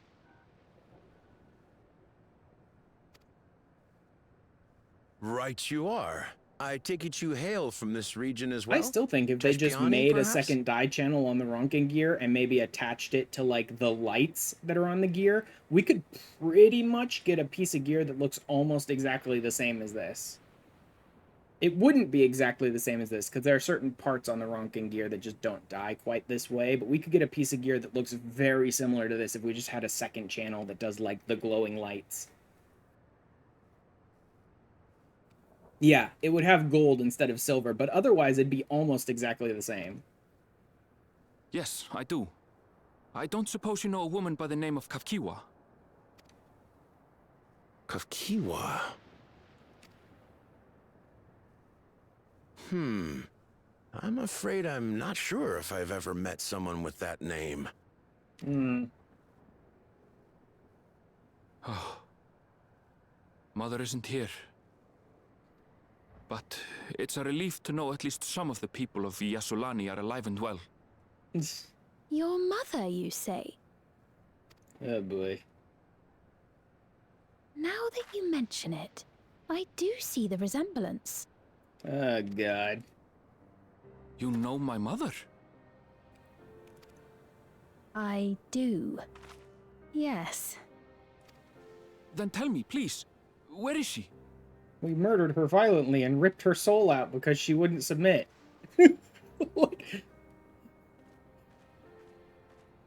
I cannot say.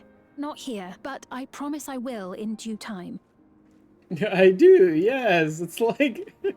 everything about this is the most suspicious shit imaginable, and I don't trust any of you. I have a question, Pepone. Do you recall what happened the day the dome first appeared? The barrier? Well, I remember fixing a shelf that had collapsed after a terrible earthquake. Okay. Then the ground began to tremble. There was a brilliant flash of light, and then... Alright. So not like centuries and multiple generations, because this guy's Tonawalten. This guy's a Hyur, and he remembers what happened the day the barrier came down. So years maybe, but not like generations of people. Forgive me, my recollection of it all is rather poor. That is if we can even trust his memory with that fucking thing bolted on his head. You needn't push yourself, Papone. After 30 years, no one could 30 blame you years, for not there we go. remembering. Supposedly 30 years, but every fucking 30 word that comes out years? of that woman's As mouth, in I don't 30 years believe. in the past? Like, I don't believe anything coming out of Spheen's mouth, so maybe 30 years? Absurd though it may sound, there is no Presumably. doubt in my mind the events that led to the joining of our lands occurred 30 years ago. Which is not to say I understand why our perceptions of the intervening time are so radically different. We only just became aware of the discrepancy when Zoralja's military base was completed, and we were at last able to venture beyond the barrier.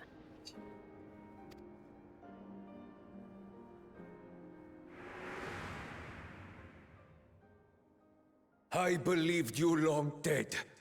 To have the chance to kill you myself is an unforeseen blessing. Uh-huh. So, like, he'd been in there for 30 years and just assumed Galul Jaja was dead. 30 years. Little wonder Zoralja assumed our father had already passed away. It's not unlike how time passes differently in the First and the Source. The fluctuating space of the rift between them disrupting temporal equivalence. Perhaps the same holds true here, and time flowed faster within the dome. Although, is it just me, or does it seem like time between the Source and the First has become equivalent at this point? I mean, I know there's no more big story beats after that that are, like, dealing with the time discrepancy between the First and the Source, but it seems like I can jump back to the First and not find Reen and Gaia are now 50 years older at any point that I want, right? Mention it during the quest line of the Shadowbring. Okay.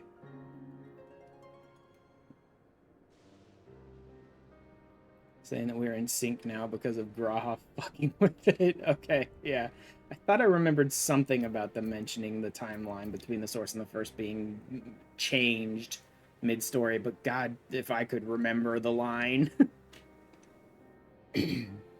Piece of another reflection.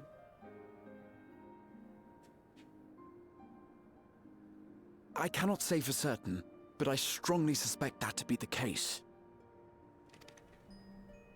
And based on the Queen's account, this encampment may have come to serve as a physical bridge between the two planes, after which the dome was forced into the Source's temporal flow.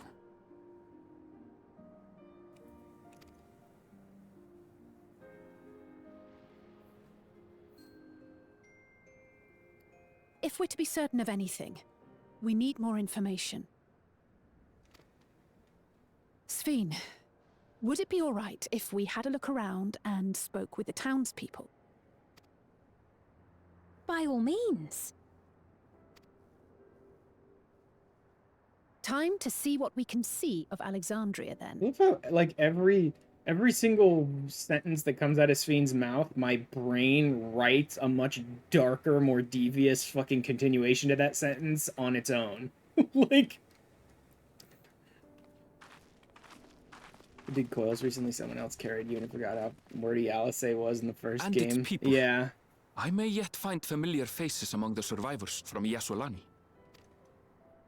I love when she's like, would you mind if Even we if walked I around don't and talked to the understand half of townspeople? it, And Sphene goes, would learn by more all of this means. place And my before I brain would goes, confront because we're Zoralja. already mind controlling them all anyway, so who cares if you ask them anything? I'm like everything she says, my brain auto-completes to something much darker for some reason. Because everything about her is so fucking suspicious. I didn't trust her at all. At all. Yup. Perhaps you'd care to see how we make our living. Though we have always prided ourselves on the use of traditional Tonawatan farming methods, the use of electro-fueled technologies has led to countless agricultural innovations. Farming souls for our evil overlord. I would join you as well. She's adorable. Ma'am, please, you needn't trouble yourself. It's no trouble at all. And I promise not to cause any manner of distraction. Reassuring words, or they would be had I not heard them countless times before. Very well, but do be careful. Of course. I shall proceed with the utmost care.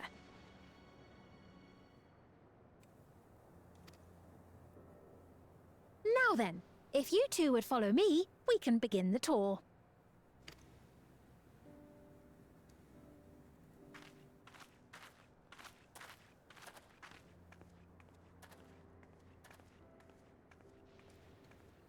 I can't say that I trust her yet. But I trust that her affection for these people is genuine. And that's enough for me. Yeah, but are these your people? Or are these someone else crammed into their bodies or their minds controlled or something? Sure, she loves her people, but what are her people? Are they formerly your people? Or are they the souls of her people crammed into the bodies of your people? Or are they your people mind controlled? Or what? What are they? That's the real question. Sure, she loves them, but what are they? Wait, let me... Keep it right. Yeah, there's the gemstone trader there. Okay, yeah, so these are zones that are, like, still inhabited are definitely the places you would go to get this stuff. Actually, is there a merchant around here? A forecast terminal instead of a skywatcher? Junkmonger.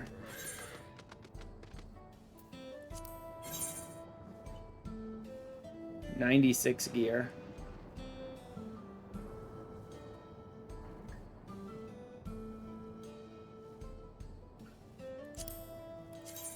Is it the Mad Max? Yeah, it's the Mad Max stuff. I seriously doubt it's any better than most of my stuff. So I'll just forget about it for now. The dungeon stuff was a bit better, so I went ahead and equipped that. The Vanguard stuff, but this stuff probably not. Fucking tenacity and skill speed. What a worthless piece of junk that is. I mean, I love hot chocolate. Maybe I'll make more of it on my own time to just, like, give to people during holidays and stuff. To just hand out to people or whatever. But, like, what a piece of junk as an actual buff food.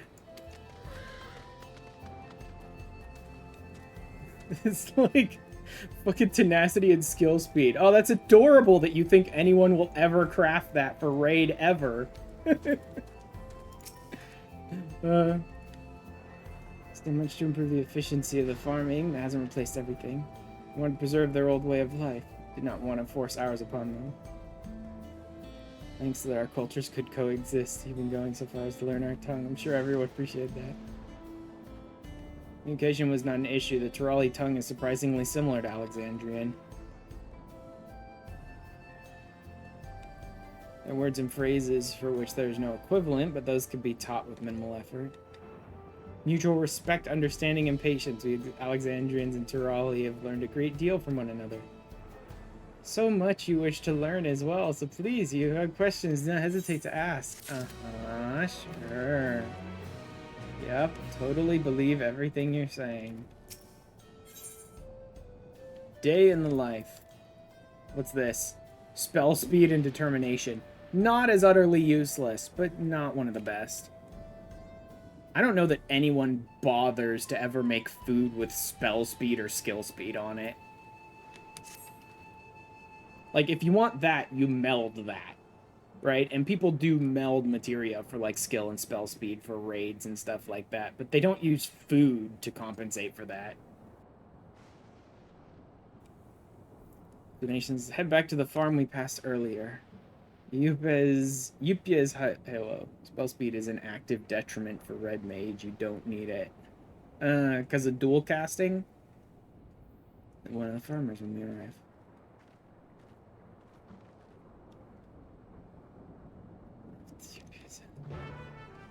Yeah, I can see that. Does spell speed only increase cast time, or does that increase... No, because global cooldown is 2.5. But if there's anything longer than 2.5, I could see maybe spell speed reducing that. Does it reduce the cooldown time at all? Not the global, but just anything more than that? I can never like know with for sure exactly with spell speed, which is why I almost never bother to use it unless I'm like looking at best in slot raid stuff and they're like, yeah, meld some spell speed here. I'm like, okay, fine, sure, whatever. Yeah, I thought it just changed like the hard cast time, but I think it's supposed to have some sort of an effect on cooldown time if it's longer than the global cooldown too, but I don't know that for sure.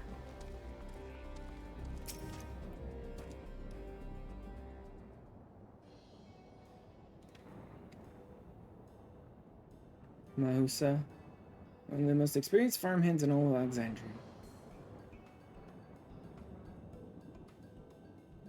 The wealth of knowledge she shared with other farmers was allowed this place to flourish.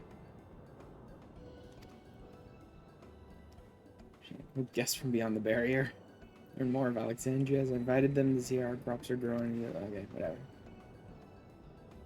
Visitors from the outside were true? Yeah, we had to blow up a gate and raid through a frickin' fortress to get here. It's almost like someone doesn't want us here. And then I'm gonna look around and gather your majesty also intends to check.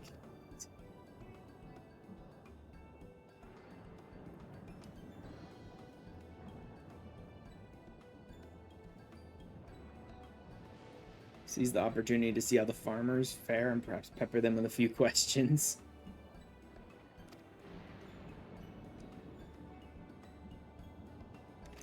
Alright.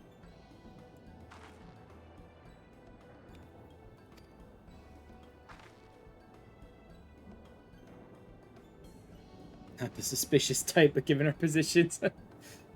Makes sense for us to go around either, would you say? Uh-huh.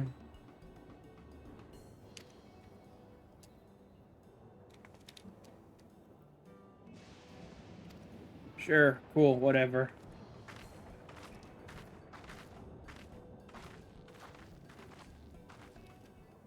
Interesting how the queen of this entire nation doesn't have a fucking bolt on the side of her head. Casting and recasting timers for spells. The higher the value, the shorter the timers. Also affects spells damage over time or healing over time potency.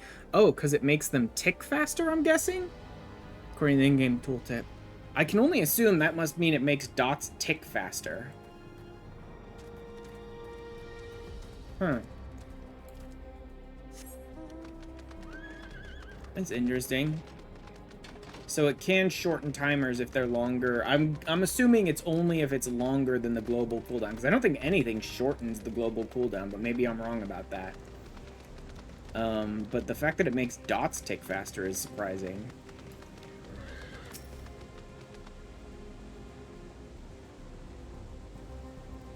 Finance for the power source. What is it spraying? That's what I want to know. Watering the crops, keeping the soil fertile, and so on. See, it looks like it's supposed to be a giant sprinkler, but she just said that the environment is filled with too much rain. Why the fuck would they need sprinklers? Really understood how best to carry the duties. Manage the lamps we use in the fields, do our best to keep everything up to code. Should they ever start to malfunction, it's up to me to fix it. Sky being what they are, ensuring a rich harvest makes for constant work. So I enjoy how involved the process is. With my parents being Alexandrian, I didn't grow up knowing much of anything about farming. Huh. It is an opportunity to learn and grow. His parents were Alexandrian?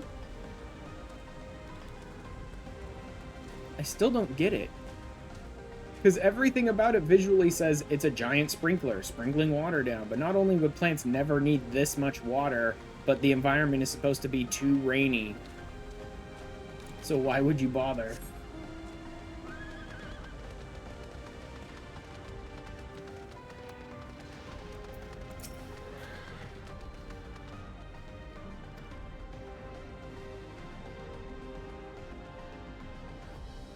Storehouse, the entrance. The real storehouse is underground. Okay. So each of these are just like doorways that enter an underground storage area. Equipped with a temperature regulation system to keep the harvest from spoiling. This entrance is so small, it's much easier to prevent wild beasts from wandering inside, which makes it a viable facility for breeding and raising livestock. Even got a few beds down there for emergencies. That's what I was thinking. Since it's so small that most beasts can't get inside, it'd make for a good, like, fallout shelter type area for people, too. Complain about how Alexandrian technology and electrope complicate our lives. It's just a matter of learning how things work. For instance, I'm presently overseeing the storage of harvested crops that will be taken up to the tower for processing. From there, find their way to every dining table in Alexandria. This place is so hard lightning aspected that they have to constantly adjust it, and it's not water but something toward that. That's the other thing I was thinking. Like, visually it looks like a sprinkler, but not entirely. Also, visually, it also looks like if it's not a sprinkler, it might be they're, like, raining down a certain aspected type of ether on the crops. Almost like maybe light because of how dark it is here. Because that's the other thing it looks like it could be, is like ether. Just like gaseous ether raining down rather than like droplets of water. So that's what I was thinking, is that they might actually be spraying ether over the crops to like change them because of the aspect of this area.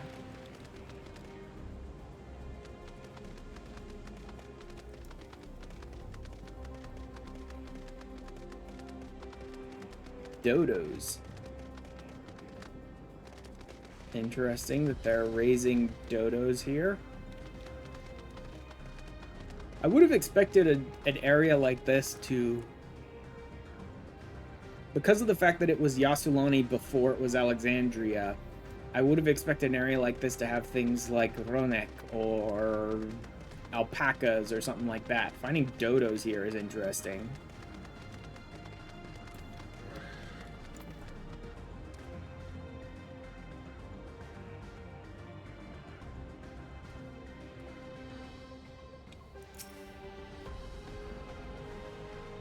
Juniors are visitors from beyond the barrier. Yep.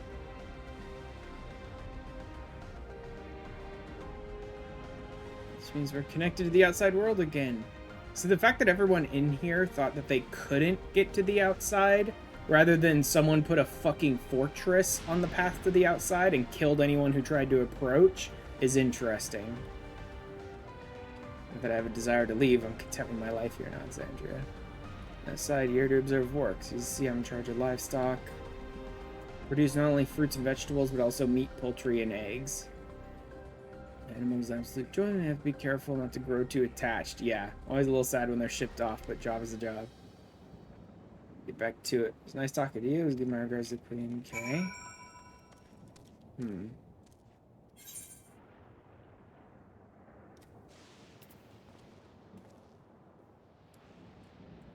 That one's already gone. What about this one? Let's see if I can make it to this one. Because I still need to do the... No, I think that's beyond the wall. I don't think I can get there. Yeah, look at that. Look at that hard line right there. That's absolutely beyond the wall. Okay. 6 minutes, not enough time. I do like Hack the Planet is the name of that fate, though. That's funny. Okay, yeah, so there's absolutely just a wall cutting this zone in half. Why is every single zone in Dawntrail like this? Why is every single zone in Dawntrail like, we split it in half and you're gonna have to, like, progress the story to visit it twice?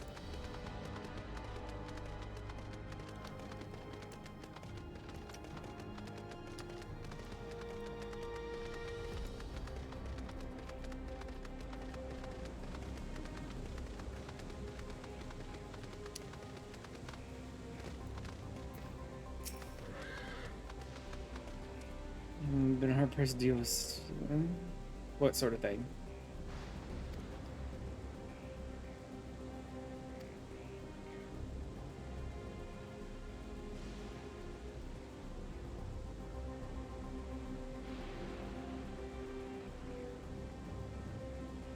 Yeah, like, all of this stuff about, like, oh, we're finally connected with the outside, or, oh, I don't really feel like leaving, all falls flat when you find the fortress full of soldiers to kill anyone who attempted to enter, or I'm assuming leave.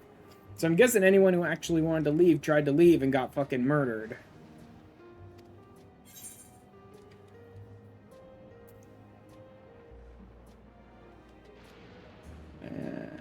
Everything was surprisingly normal.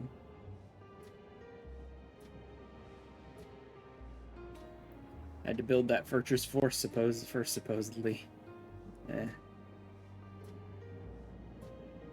Or at least that's what they're telling people. They had to build the fortress first.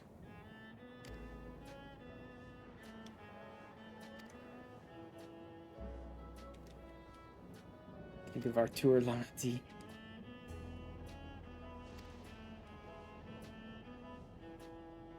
The others call you by that name.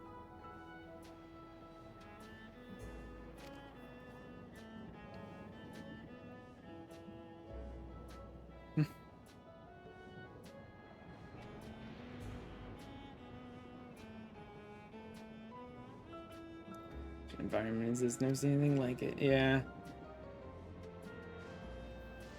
I don't know. I also guess it's not just how sus she is in every interaction and this whole zone being sus, but like the fact that Sphene has been introduced in like the bottom of the very end of the story as some new variable just makes me think like, yep, everything's probably pointing to her.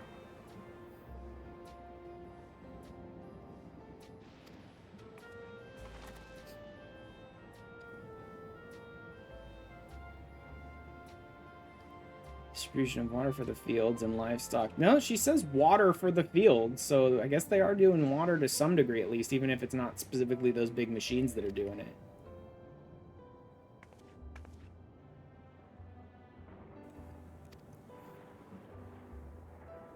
But simply, it's taken in water that had a strong lightning charge. Huh. Creatures have become charged up with the energy and they're releasing it into the river we use as a source. System returned in order with the creatures were dealt with, but I'm reluctant to beg of the— oh god. Seriously? We're in the middle of everything is super fucking sus here and the game is still gonna take time out to be like, go collect 12 boar asses. To me? Really? Oh my god, game.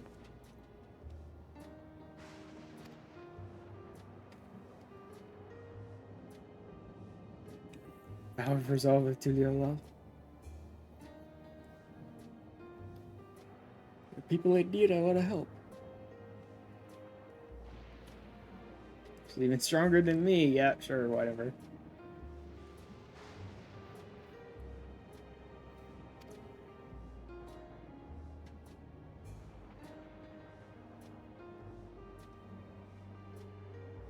I search you and I search for lightning charged fiends on our own. Yep.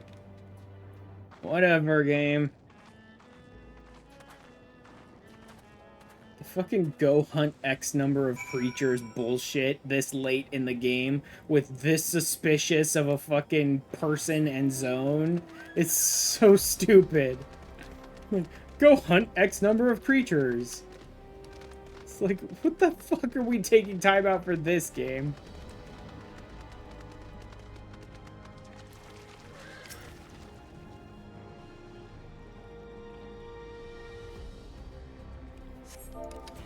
Like, I'm sorry these people seem to be struggling a little bit, but she never said it was like, oh god, if we don't fix this in 5 minutes, then everything's gonna fall apart in this town. She said it's acting up a little bit, and we could probably call in the soldiers, but like, there's apparently soldiers they could use to do this, and we have something a little more important to do right now.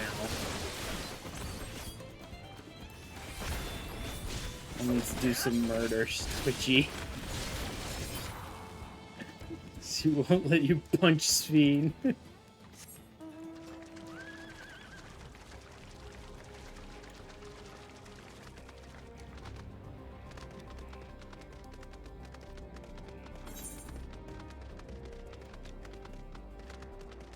$14 minutes, and that's that same axe bird thing. This time around, I'll probably switch my Chocobo over to healer. Or, no, I'll wait till I get down to about half health and switch him to healer. Like, if that Axe Bird decides to auto more than cast worthless AoEs, then he could actually kill me. Pretty easily, he could end up killing me. Because I run out of heals long before he runs out of damage. But the fact that he decided to waste all his time on worthless AoEs that I could just walk out of, let me beat him last time.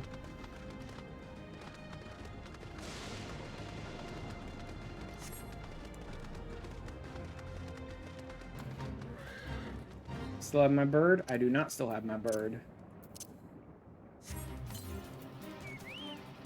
We'll put you in attacker stance to start.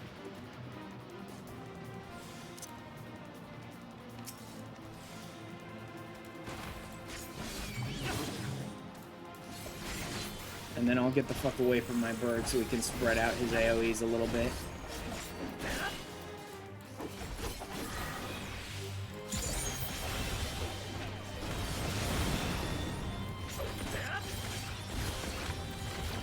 I like how I went and used Bloodbath early to try and get myself enough time to let it recharge again till later, only for him to then decide to start using AoEs and not even damaging me.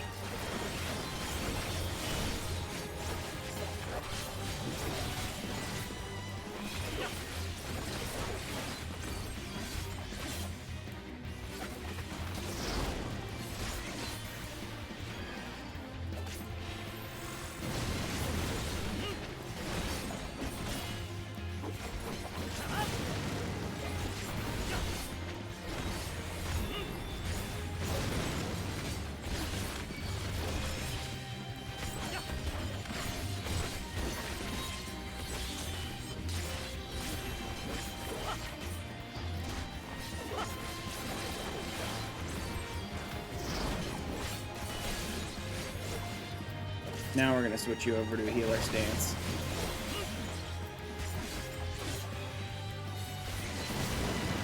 At least until I get something more that I can use here.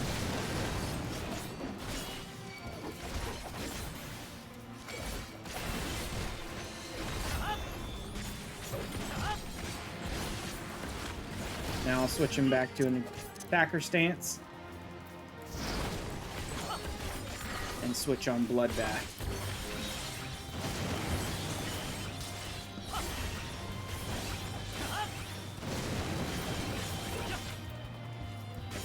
At this point, you're just doing this as a tank, yeah. Technically, I have one more job that's more leveled than this is. Only by one level at this point. I do have another job that's higher level than Viper. Yeah, Machinist. The problem is Machinist has, like, no decent gear. Machinist is still using full-on, like, credendum stuff. So he may even out to be about as strong as the Viper rather than stronger.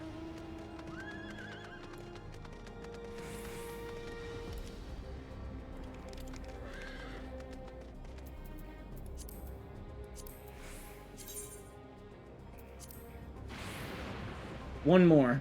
I have one more to do in Heritage Found. Too bad they won't just spawn it.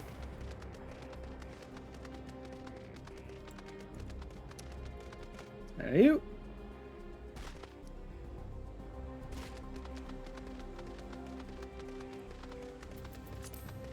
Alright, let's go ahead and just do the MSQ now.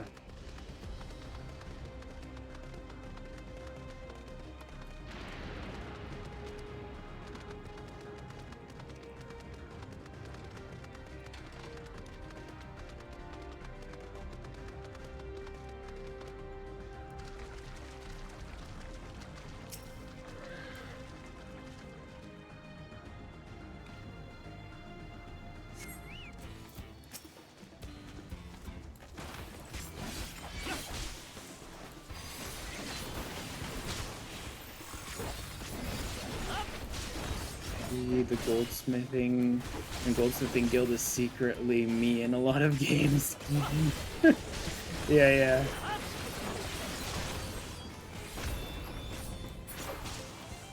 Give him the gift that keeps on giving. I say we give him the gift of fire. Oh man, GG is so bad. Is that a fucking triple triad card in the middle of this hellhole?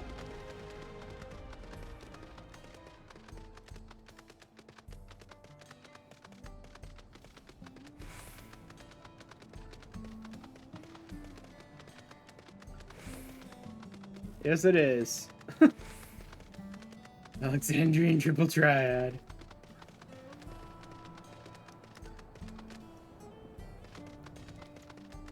Can't believe there's actually like an alpaca keep or whatever down here. Oh no, that's the gemstone trader. Wait, but I don't have... Yeah, I'm not there yet, so I don't care.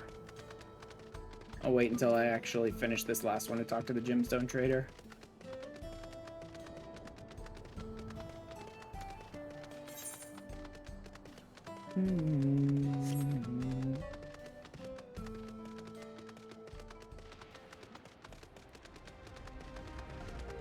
Oh yeah, I haven't been, whoops. 249 southwest. I don't know that I can do south. Actually, I might be able to. This might be on this side of the gate.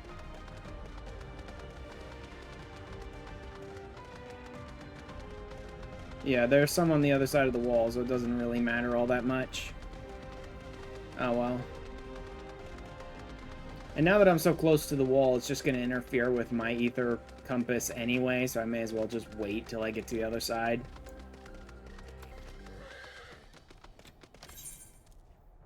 Oh, well, that one's way out there. Nah. I have time anyway. Easier to use the compass from further away from it. Yeah.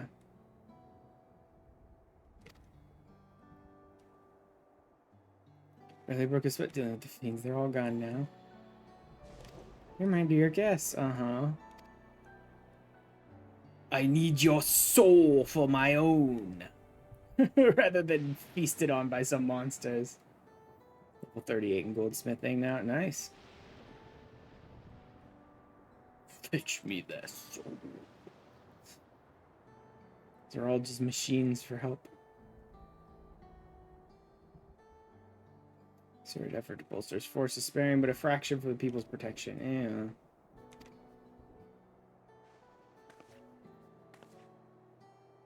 It's easy to prop someone up as like a horrible person that everyone can rally around. They're a horrible person and I don't like them. So the queen can then wander out and pretend to care about people. And like they all fall in love with her.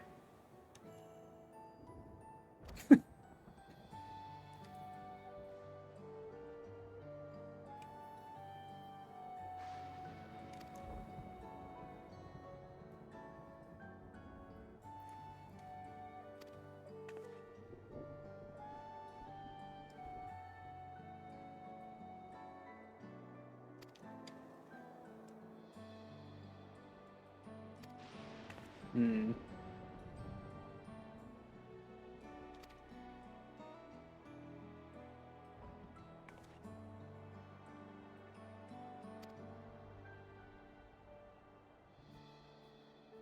Not ready to lower my guard for the enemy queen just yet. What villainy your majesty has committed? Oh yeah, you keep telling yourself that. I'm sure we'll find out what villainy she's committed. It's gonna be horrible. Like, the fact that she shows up this late in the MSQ and is geared this much to be an important character, everything is just telling me, like, oh yeah, she's gonna be the ultimate evil we face in this one. Yep, that's it. Mm-hmm.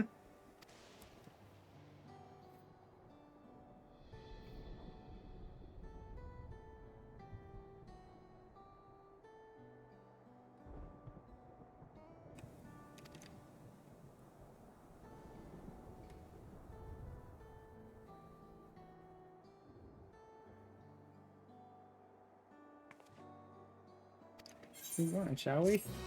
Sure, whatever. I must be getting pretty close to 100 now. I just leveled to 99, so not that close, but all these big XP bumps with MSQ, I must be getting there. It's gonna be a while. Yeah, I need another like 20 million. That's not gonna happen for a little while. Well, there's a zone I haven't gone to before, and I do need one more fate. So let's see if I can get out there by the time it's done. I mean, it's one of the ones you have to trigger yourself, so it should last a while. Those don't stay forever. They do disappear on their own if you don't trigger them for a while, but it gives me a little more room to play with because it's not already counting down on me.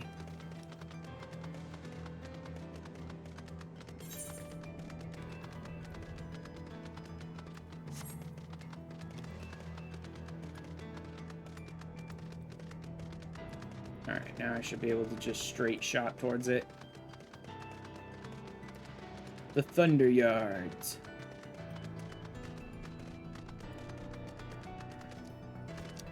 It's kind of a terrible looking area. This almost gears up to be like the Ultima Thule of this one. But,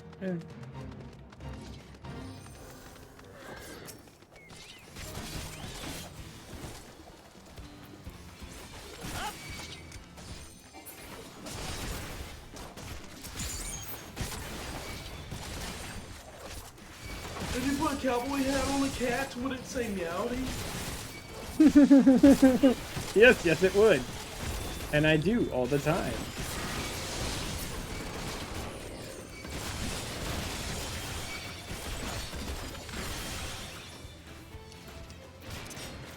Shit. Come on. Healer. Stance. Healer stance. Choco cures. Shit! Okay, those hit a little harder than I thought they would. Whatever. So I fucked that up. Okay, then. I thought, oh hey, there's another player here. I can dive in and just pull, like, a bunch of them. There's another player here, and then the other player seemed to be doing no damage to, like, one of them at a time, so that didn't help. Someone took you up through some extremes, and now you have a horse for your cowboy glam. Yeah.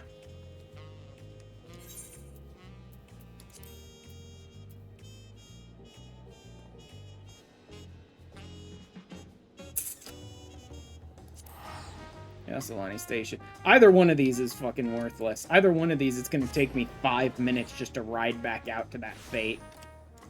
That fate is like right between the two of these, and it's already been dealt with. Actually, I guess if I had gone there, it would have been faster, but who cares? Oh no, that's a different fate. Yep, that one was already dealt with. They already killed... How the fuck did the one other player that was there with me seem to be doing no damage to anyone so that I died, and then the second I died, it seems like someone just beast moded that entire fate down to 0. Oh, different instance? Maybe.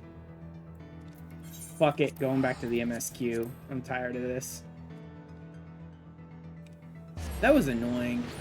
I know it's not their job to actually contribute anything to the fate, but I saw another player there, so I was like, oh, I can pull more people. Because there's another player here. We'll both be DPSing, we'll be burning the enemies down faster than normal, and then the other player did nothing.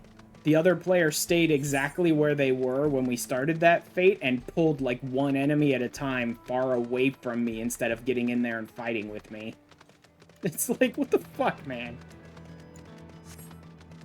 It's not your job to watch my back, but like, you could have tried to do anything. Anything even remotely contributing to that fight.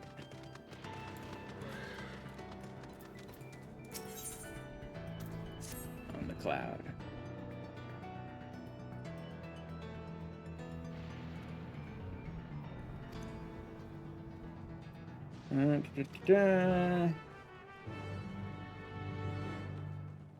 I'm seriously gonna have to fight that stupid Axebeak again.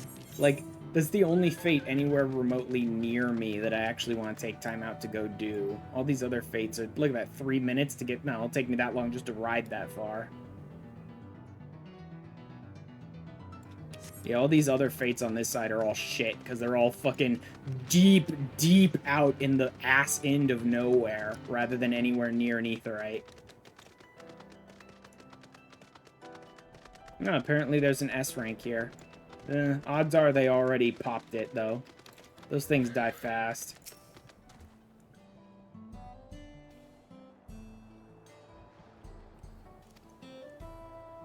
Do you hear that? No. What's going on? Some nightmare?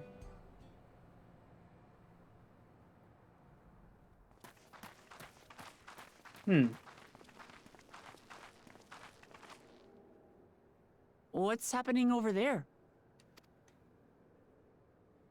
It's nearly time.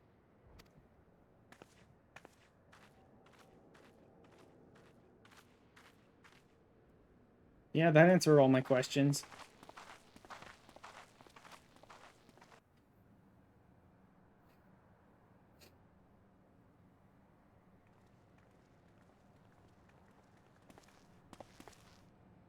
I'm glad you could make it.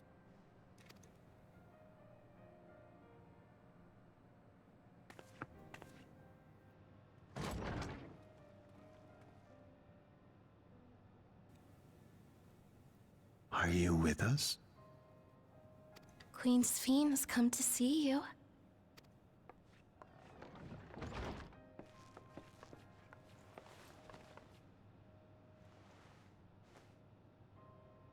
We're here, Namika. Everything is going to be all right.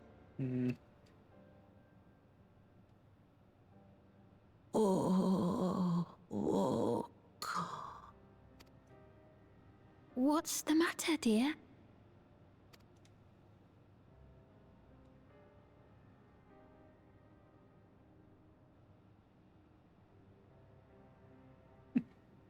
It can't be.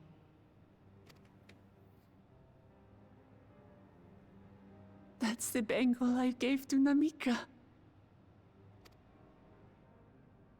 You know her? Of course I know her. She was like a mother to me. I see. She was always willing to lend a kindly ear to others, but rarely did she ever speak of herself.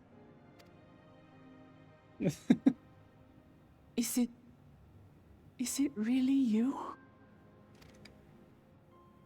She must have arrived shortly before the barrier manifested. For us, it was perhaps days, but for her... I'm amazed she's alive after 30 years. Namika, it's me. Wuklamat.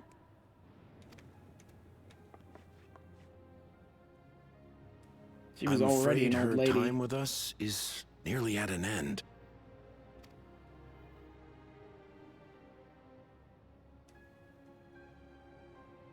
Has she no more soul cells? She always used hers sparingly, but at her age, it wouldn't make a difference. Mm-hmm.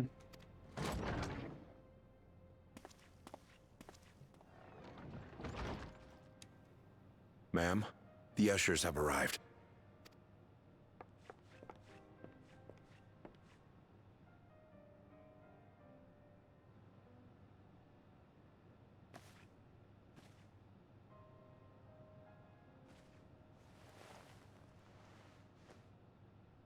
Thank you, Namika, for your many years of friendship.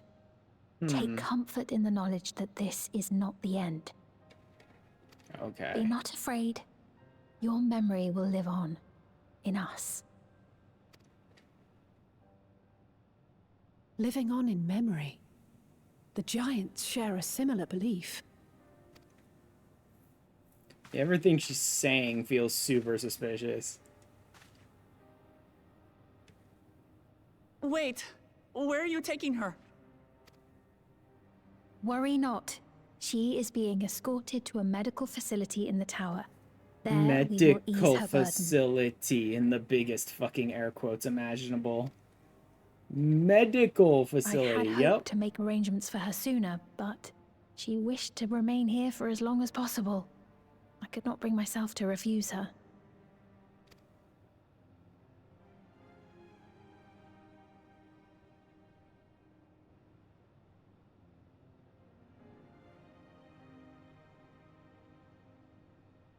Is there any way I might stay with her for a little while longer? We may not share the same blood, but she was my mother. Please.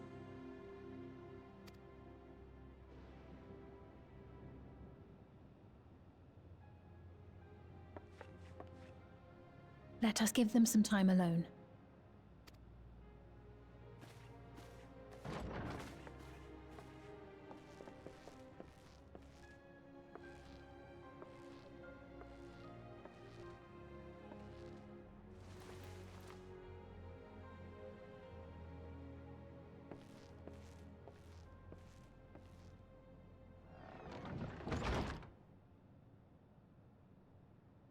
Okay, so they can use these soul cells, whatever they are, even when they're not dead.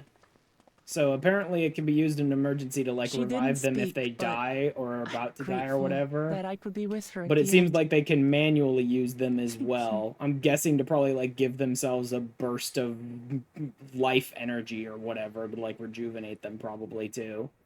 Because people are like, at her age, it wouldn't even matter. Though I'm assuming every one of these soul cells is probably a soul they ripped out of a person, so... Not the best system. It's not And then the they, end. what, like, ration them out to citizens somehow? Hmm? Oh, nothing. I was just thinking that we have much to discuss. Where shall Oh, we begin? wow, did that change course fast. Wow, did that change course fast. It's not the end, and then we go, what do you mean? And she's like, nothing at all.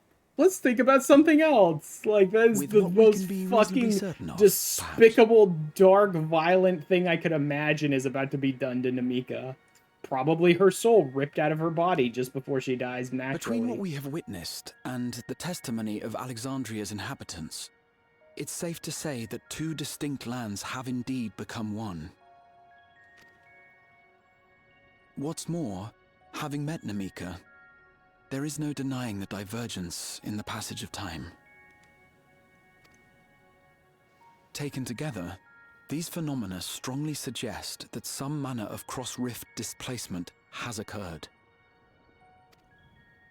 Specifically, the displacement of Alexandria from another reflection to the source. It does seem the most likely explanation.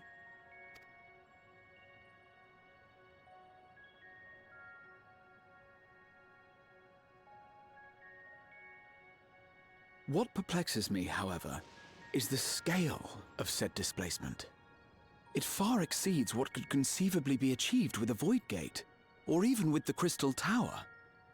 In essence, we are dealing with a localized instance of dimensional compression. The Ascians would no doubt liken it to a rejoining. But on a small scale. Which invites the question, how was such a feat accomplished? I wish that I had an answer for you, but this talk of reflections and dimensions is well beyond my understanding. I can only tell you that we lived peacefully under the barrier's protection for many, many years, until the day that peace was suddenly broken. If I may clarify, the barrier predates Alexandria's displacement. By several hundred years, yes. To when the continent we call home was ravaged by a devastating cataclysm. The barrier was erected to isolate us from the surrounding land's innocuous influence. I see. And it was only later that it was whisked away, along with its contents, by means unknown. In other words, Sphinx as lost as the rest of us, right? The Alexandrians didn't mean to end up in Tural.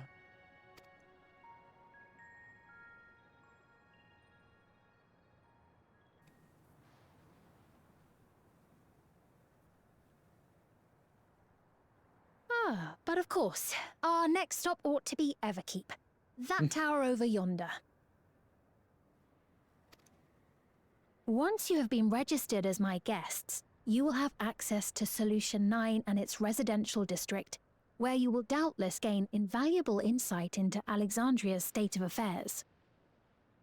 Unfortunately, I cannot take you directly to where Zorolja resides. No, that would be too easy. That you'd let us in it all goes a long way toward proving you're not content to let Zoralja do as he pleases. But we're not talking about a simple difference of opinion here. I've come to avenge my father. And to do so, I intend to take Zorolja's life. Are you willing to stand by and allow Alexandria's king to be slain? A fair question. Permit me to answer it thus. My people come first. Their welfare is paramount. I will do everything in my power to keep them from harm.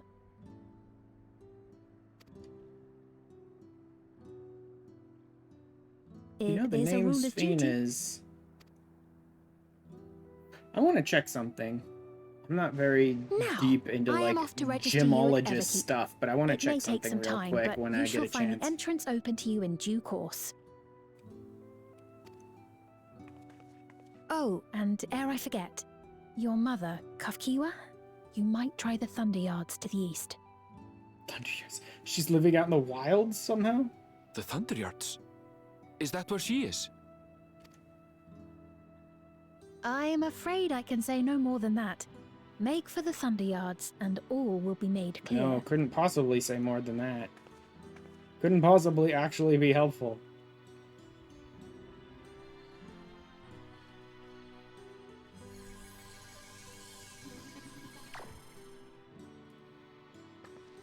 It's not as if we have other pressing business. Not until we can get into this Everkeep, anyway. Thank you for earlier. And for being a friend to Namika these past 30 years. It means a lot to me.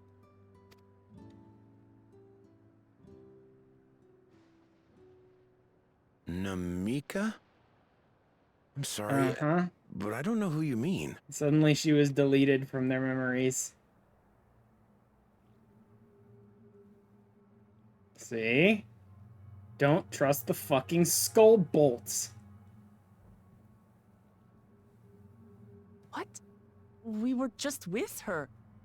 If this is some sort of a joke, it isn't funny. I don't mean to give offense, but I honestly have no idea. It's weird how none of them could clearly remember anything that happened when the dome came down, huh? Huh, it's weird. How can you not know who she is? Almost like I fucking called mind control. You're in charge here. She was under your care. Then in all likelihood, my memories of her have been stored in the cloud. Oh my god, fucking cloud data storage is what we're dealing with here. Any person seemingly forgotten without reason is probably there, in the cloud. Oh, I really must be getting back to work. If you'll excuse me.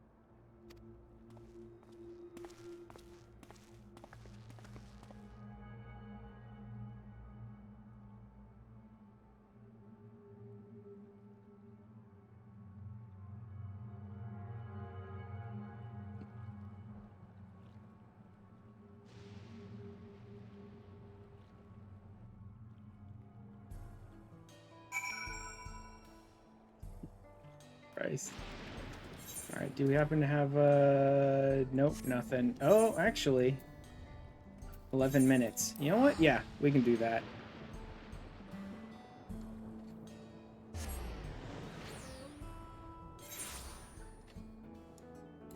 Everything about this place is so fucked up and suspicious.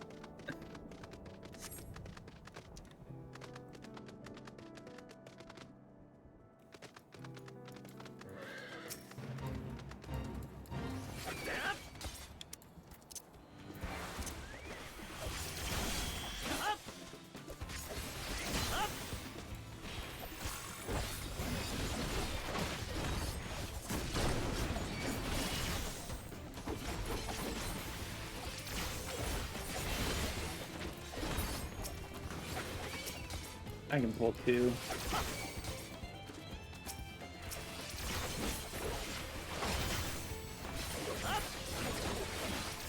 These pricks will stop doing that. It's so annoying that they do that.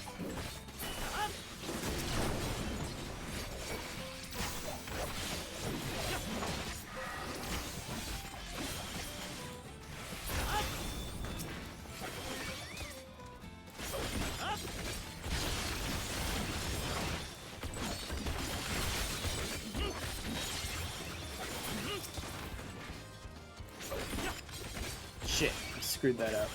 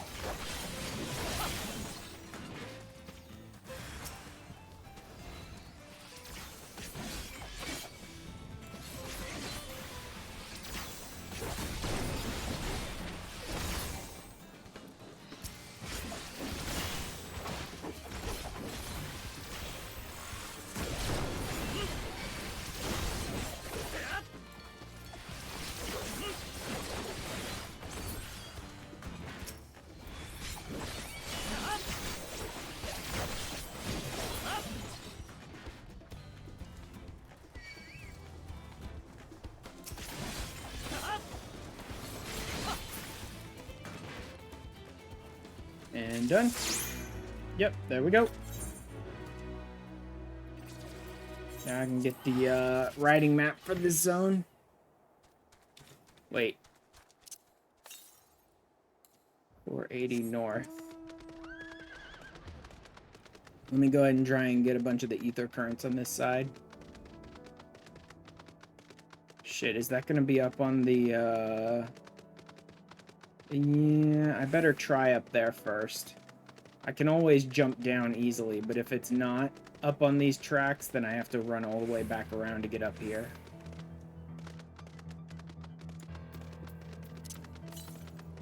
.336 northeast.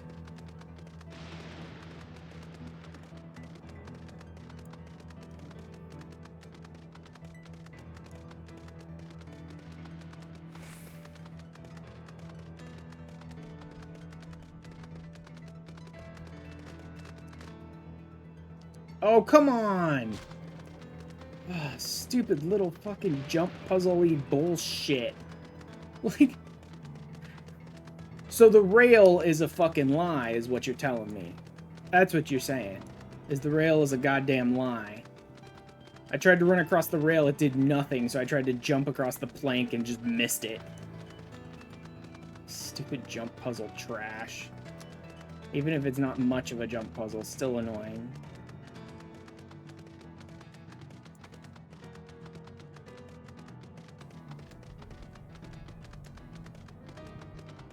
So dumb.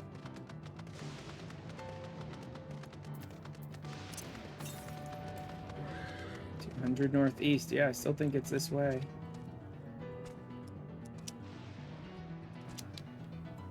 God damn it. This is annoying. I hate jump puzzles so much.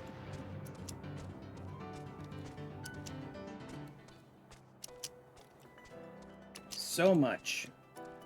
Of course, it's an ether current, so you can't really short it any other way by just, like, waiting until you have flight here or whatever, because you can't get flight without getting there.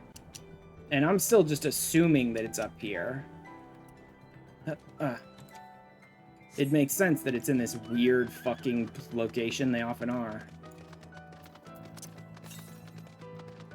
91 northeast. Nope, it's not even up here. Of course it's not. Damn it. All that, it wasn't even up here.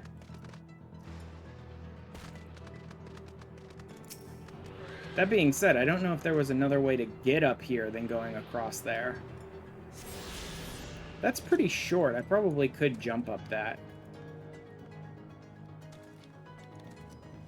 Yeah, I totally could have gotten here without doing that stupid bridge. 227 to the north. Okay, that one's definitely on this side.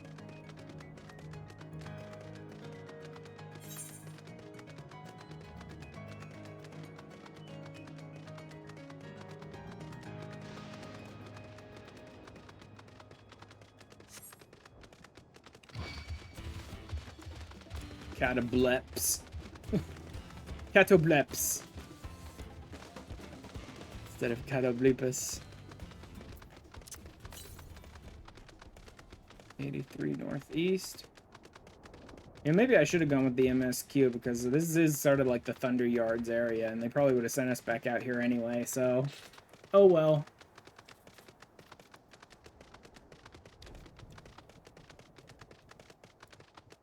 Whatever.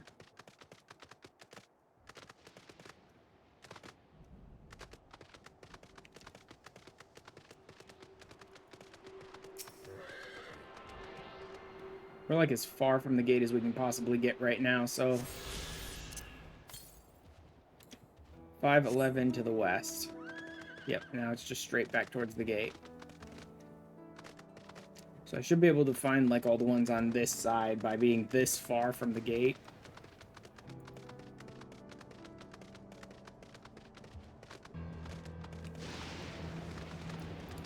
The fact that they're defective sentries is interesting.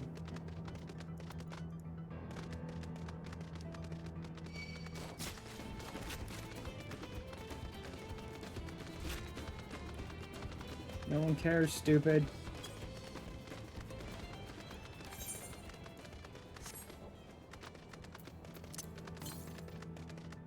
.255 northwest. It's interesting. Is it up here in this cave? Although this is probably where Becky was. Probably somewhere around here. This is a weird little hidden area. Or whatever we're supposed to find of Cookie was probably around here somewhere.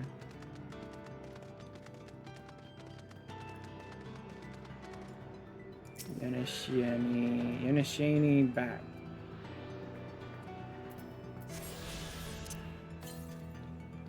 .546 to the south.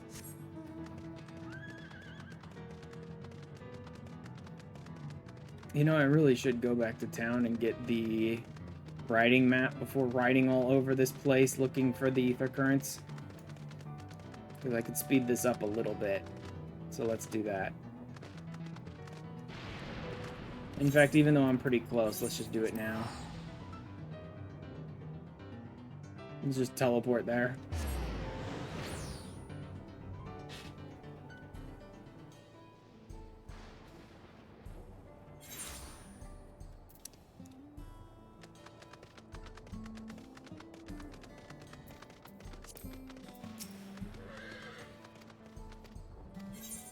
Gemstones.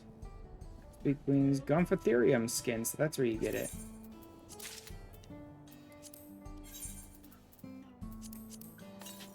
Riding map.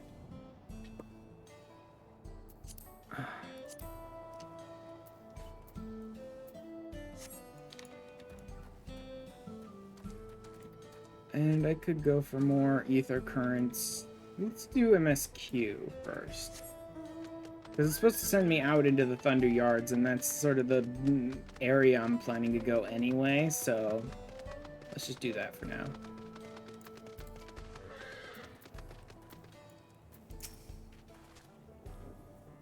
I could suddenly forget Nabika.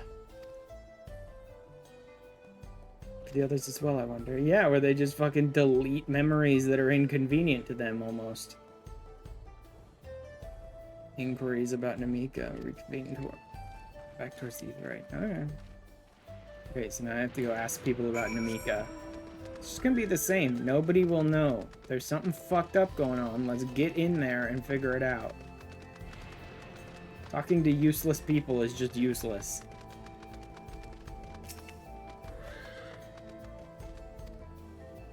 Don't know that person, see? It's just a bunch of nobody knows her anymore.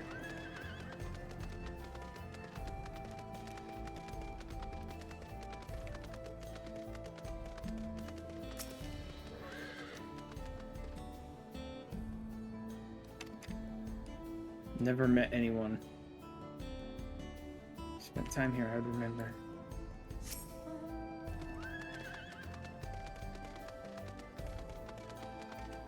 I mean, that was obvious. No one knows her anymore. See, even the caregivers have no idea who she is. Caring for someone until recently. I'm sure she's just been taken up to the cloud. Like, an utterly worthless waste of a few minutes to do this.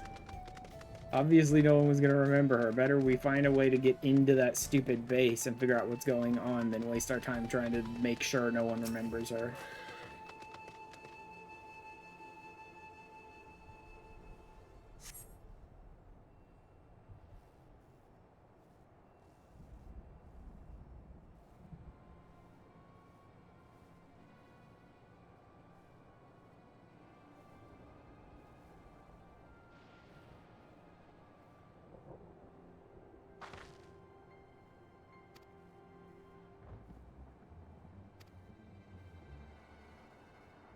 Imagine to alter the memories of so many at once would be a tremendous undertaking. It felt a surge of ether, no?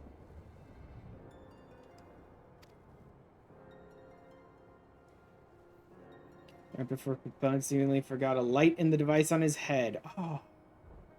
Huzzah! Someone else with a brain and eyes. Saw it.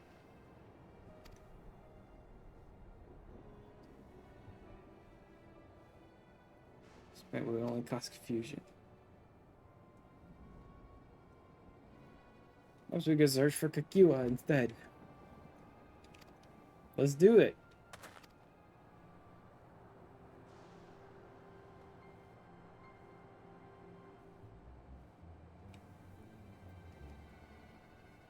What the? What's that? What the hell? Impossible.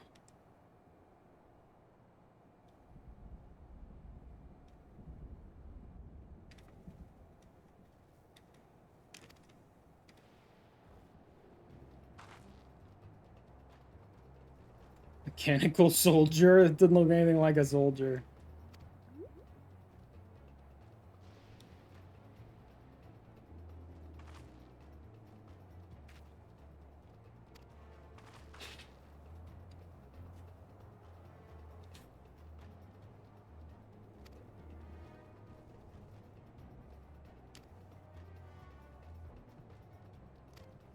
Seeing a ghost. God, does that thing have something to do with Kakiwa? Also, but why would Aridville react like that?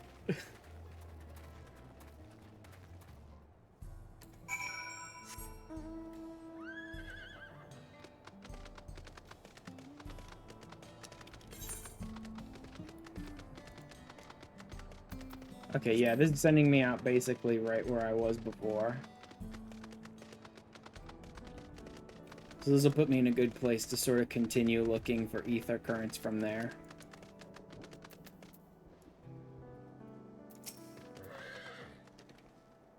Time to meet the Pope.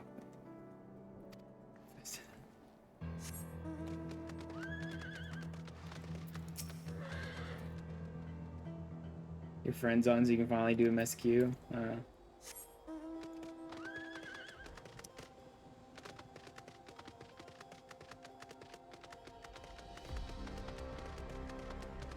Yeah, let's just skip past all the little tidbits of information and go for it.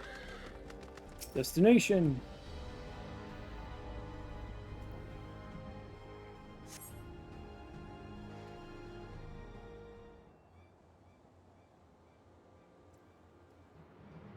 There it goes.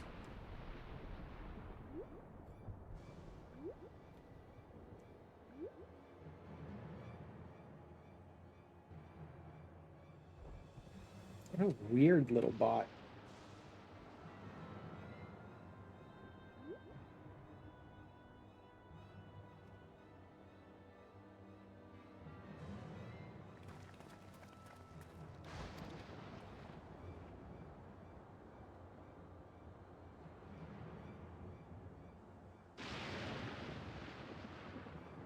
Be bound for the mines. Yep, right back into the mines.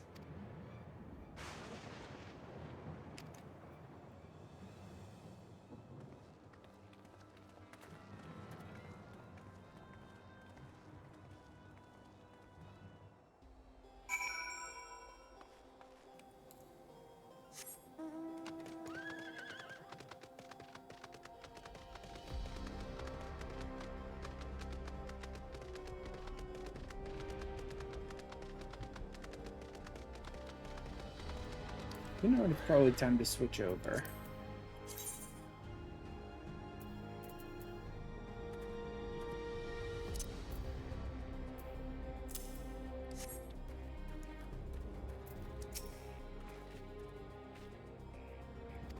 Faint voices. Maybe a trap. Be ready for a fight.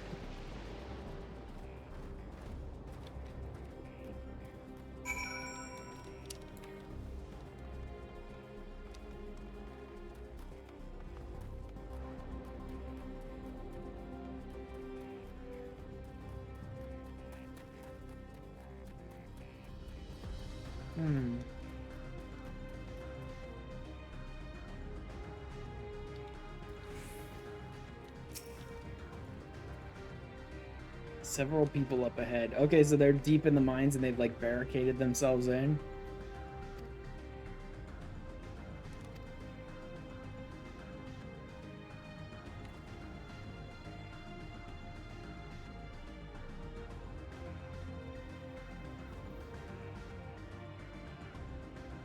Or ff9 music.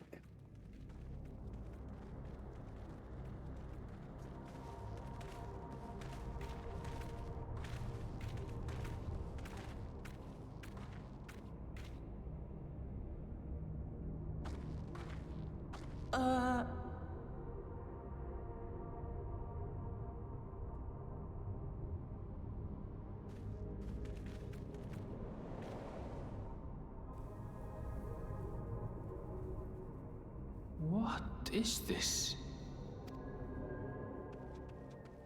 Ironville!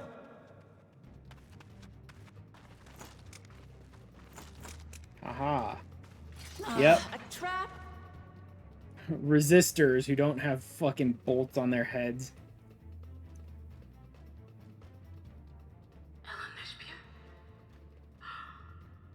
It really is you! Jesus. Huh? Huh? What? Who? I just had to get a look at you in the light. And I can still hardly believe my eyes. But it is you, my darling Elderspiel! Oh my god, what's become of his mother? My darling, what now?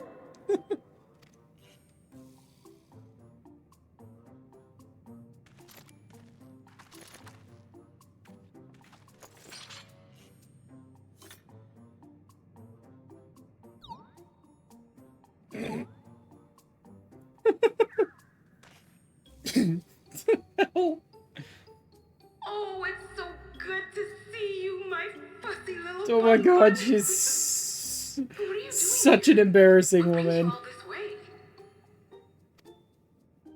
Fussy little bun bun. Fussy little bun bun, hmm?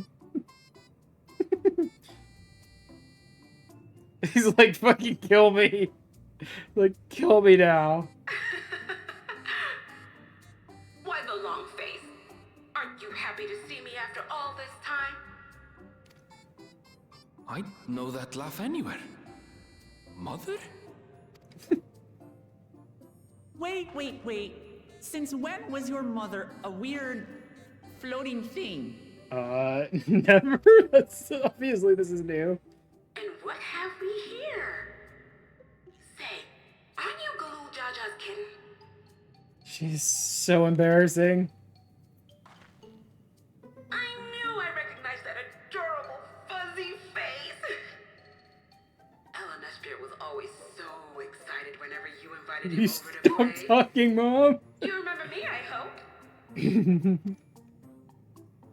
I can't say that I do, but you knew my father?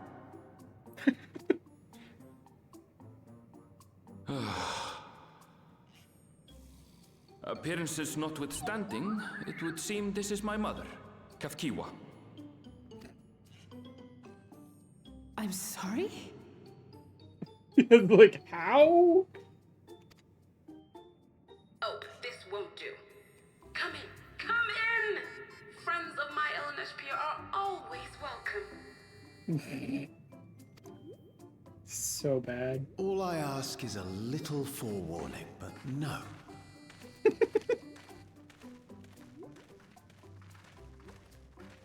So weird. Plus, that's, I don't know if that's Crypt Lurker stuff, or is that Crystarium stuff, or whatever. The stuff they're wearing is from freaking Shadowbringers. It's like artifact Shadowbringer stuff. Well, no, not artifact. But it's like augmented Shadowbringer stuff.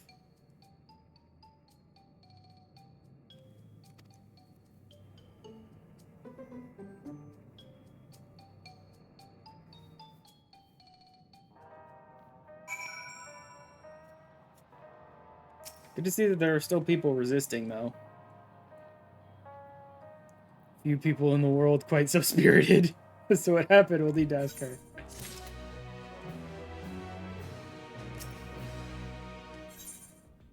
Gone and forgotten.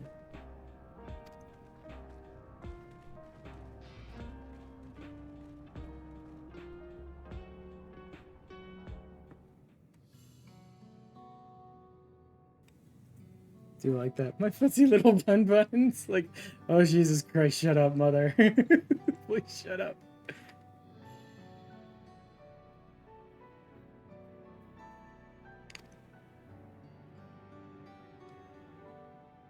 Since about that scene, it's been a while since I heard that name.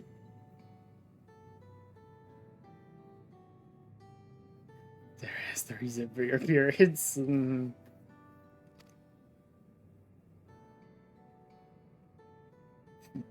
But I control remotely.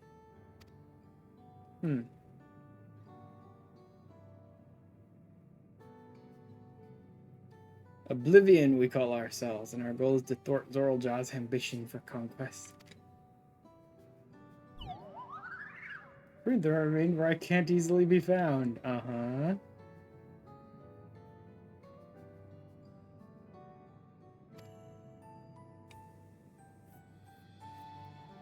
Found it for an altogether different purpose. Trying to escape, I'm guessing? In stone buildings, the people vary beneath our feet as a fusion of two worlds. Yeah. Stopping such a fusion was Oblivion's original mission. Huh.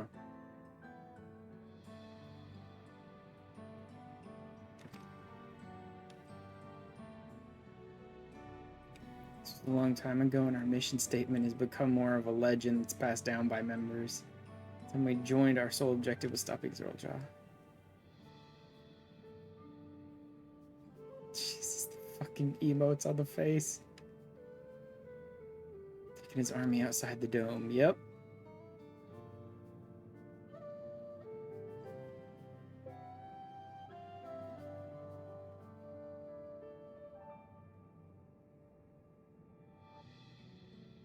Ah, good. Someone with half a brain cell who could immediately see. Yes, none of them are wearing the devices on their heads.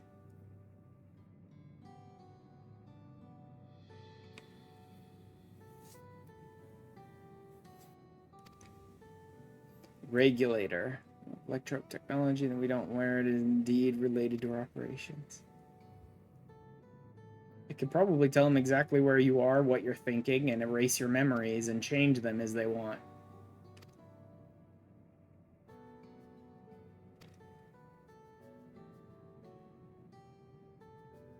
Regulation of the wearer's reserves of souls. Should they die, the regulator expends a soul to bring them back to life. Mm-hmm. People walk around carrying spare souls. Souls are packaged in cells and they can be used to replenish the life force that is lost due to sudden death, such as accidents. Nothing for those who die of old age, though. Distribution is based on one's work evaluation to encourage exemplary performance when fulfilling. Yep, absolutely. It's used as a ration to force them to do good work. Souls is a resource and payment for services rendered.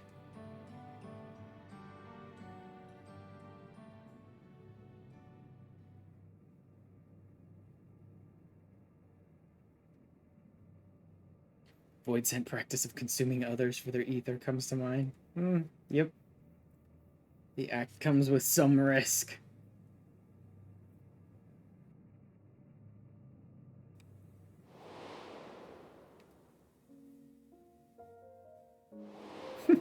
Hi, Zero.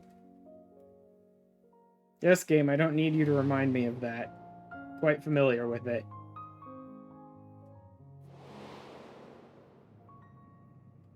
That was very recently.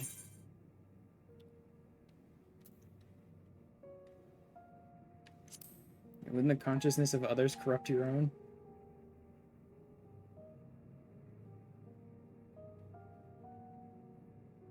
That's prevented through memory management, a process in which regulators also play a role. What do you know? It just deletes and replaces memories and mind controls them.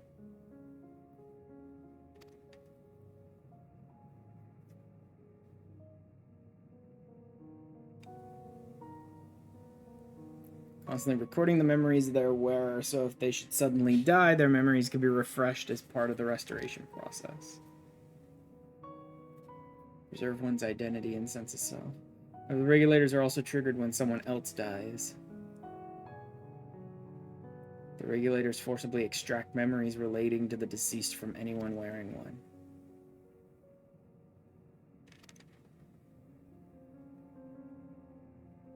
Kindness bestowed upon the people by Everkeep's core system. No one has to suffer the pain of loss.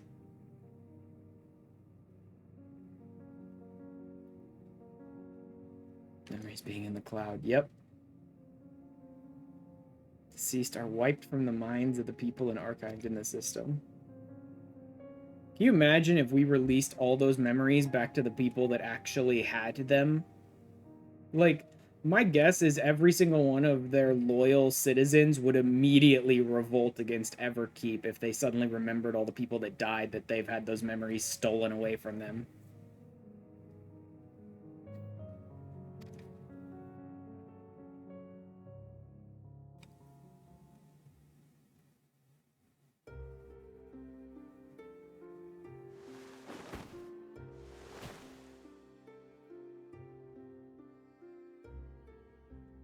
Natural cause their souls temporarily housed within the regulator.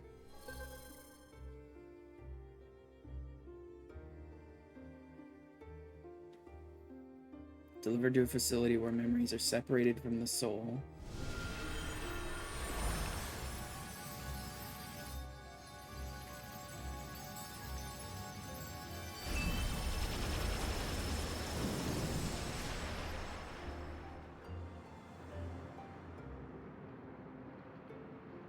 Fresh soul cell free of impurities, ready for distribution and consumption.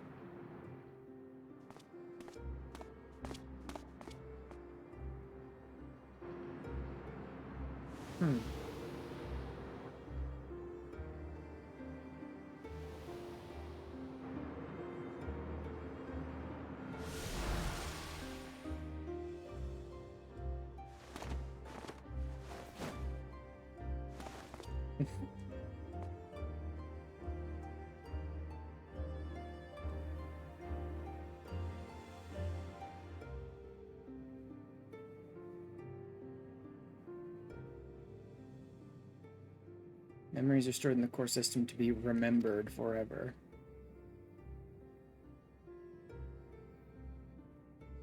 Happy here on its surface, it's similar to the Yaqui philosophy, but nothing noble or comforting in it. Yeah.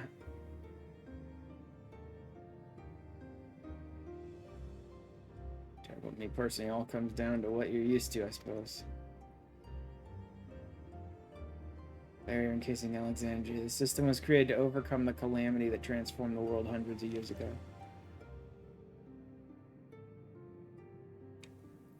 It's the mounting death toll. Scientists use electro to devise a means to save what lives they could so that the nation could endure. So when their world hit a calamity, they basically had an abundance of souls, and this was a pretty understandable system for them to implement. They had a bunch of people dying and had an abundance of extra souls they could use to at least save some other people. But now, the question is, whose souls are they ripping out? I believe it's best to say that people find it hard to believe that the Tirali would also accept this way of living. Well, most of their memories have been erased.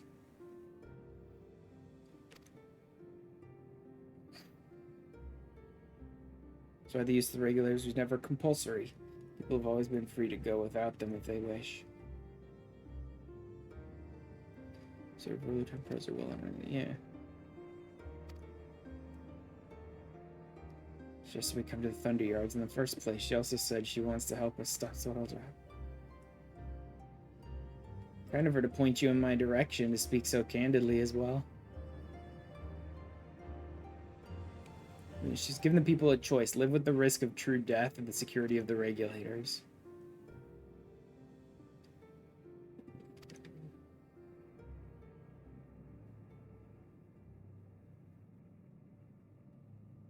Feeling about them be easier to understand what the regulators are capable of if you solve for yourself. Just the verse to show you. As luck would have it, they should be starting work right about now.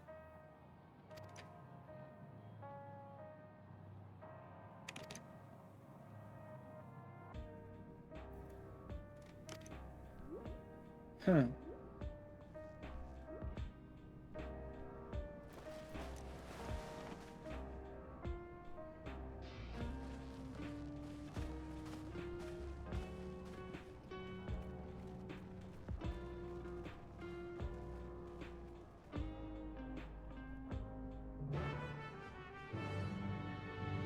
Interesting.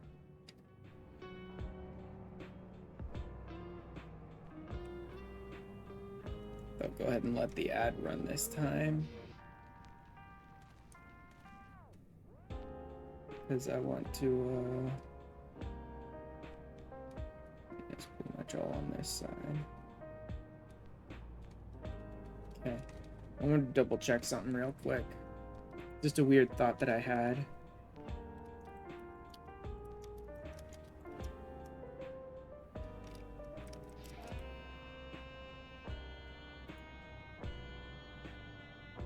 When I thought about her name being Sphene, I wanted to look into, like, gemology stuff really quick, because I want to double check something. And the fact that this is so aggressively, like, a Final Fantasy IX inspired kind of world. I want to check something real quick.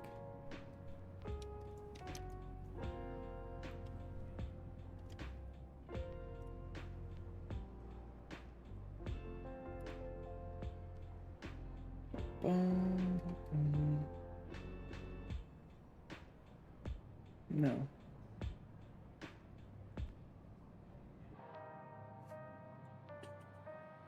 This is fucking crap. This is worthless. Skip this. Come on. Jesus Christ, my computer takes forever to do anything these days. Especially when I'm streaming and playing a game. That just slows everything down even more.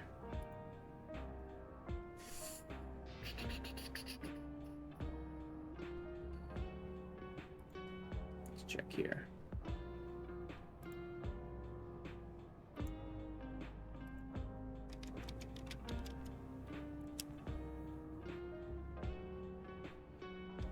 Where the fuck are you?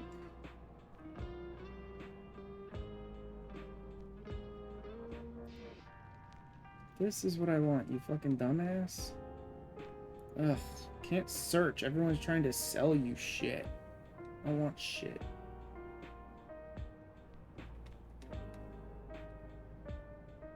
What am I looking for? There we go. And, no, not that, this.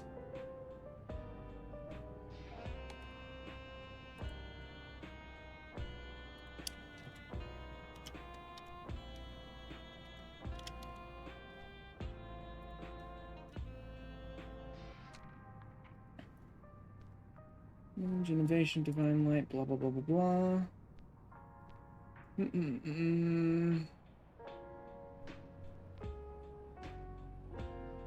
Blah, blah, blah, blah, blah. I don't care about any of that. I don't care about the stock. I want the meaning. Blah, blah, blah, healing therapeutic, blah, blah, blah. Fucking stop trying to tell me this shit. So worthless. Fine, you know what? I'll just fucking search it.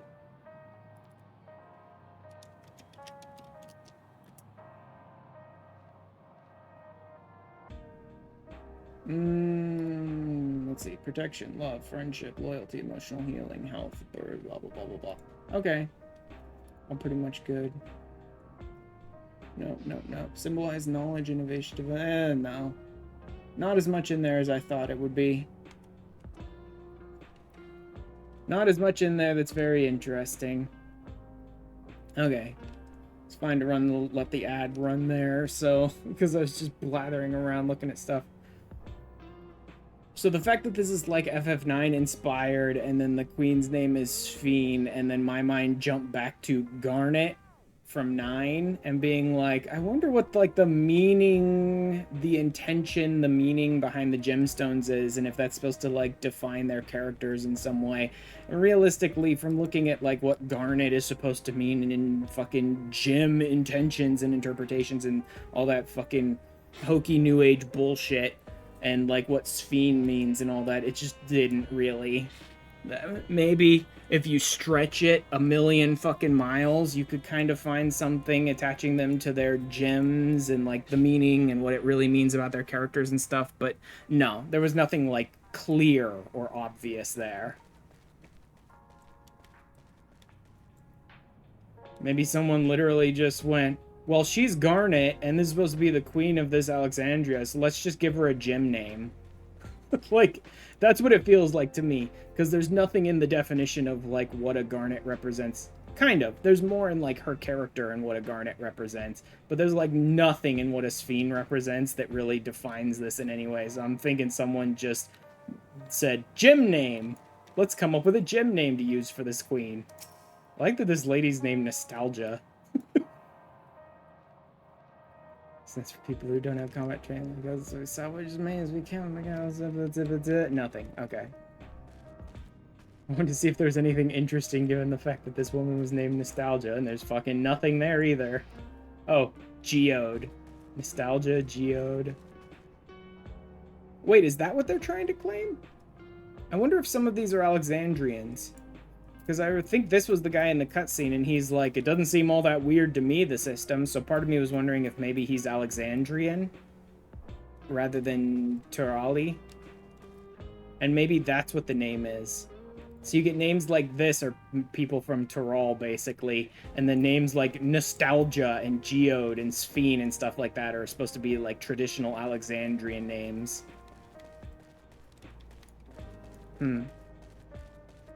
Maybe.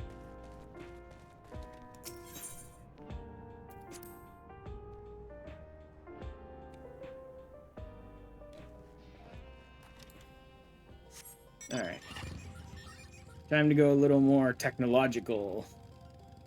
Thank God I'll be able to get rid of this half-ass motorcycle that isn't quite right. I've wanted to get the Fenrir for a while, but just not been in any sort of insane state of mind where I want to blow like 20 or 30 bucks on a fucking in-game motorcycle, because I'm just not that dumb. Like, I'm not that crazy with my money. I don't want to blow 20 bucks on an in-game motorcycle. But now that the new ones from Solution 9 exist, I'm like, I don't even need the Fenrir anymore. The Solution 9 ones look pretty cool. But I just need to get there so I can buy them, which I'm guessing is not until post-MSQ. Thunderyard's hunters to fell any fiends found wandering the area. Never be able to afford the Solution 9 one. Baron, I could buy you the Solution 9 one if it's tradable. It may not be tradable. But if not, then you could just put something up on the market for like 1 million gold that's not worth 1 million, and I'll buy it for 1 million, and then you can go get yourself the motorcycle. I have more than enough gil that I could get you one of the cycles. Strika, one of these hunters. 7.5 mil. Okay. Oh, I was thinking 750,000. 7.5 mil. I still have enough. I'd still buy one for you. I don't care. What else am I going to spend the gil on? It's always so weird to me that you never have any gil, because I have plenty and I never have anything to bother to spend it on. So I don't know. It's always weird to be like, where are you even spending it? Because I never find anything worth spending it on. I've got more than enough gil to buy you one. I could easily buy 3 of those motorcycles.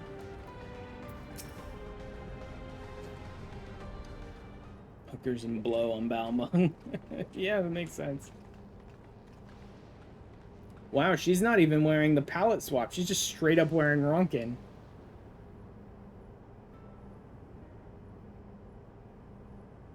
$300K between 2 characters. Maybe they might observe you at work. Hunting, you mean? That's fine, I guess. So they were wearing special regulators like Queen Sphne's crown. Oh, so apparently her crown is supposed to be a regulator? They aren't wearing anything at all. It's just too dangerous to be here without one. They're struck by lightning or attacked by beasts. They're all quite capable of looking after themselves. Anything should go amiss, I'll take responsibility. I like those with the regulators are like, it's far too dangerous for you to be out with a regulator. It's like, people have been hunting monsters without regulators for fucking... since the beginning of time. This is a new innovation. The easier it is for those mechanical soldiers to guard this place.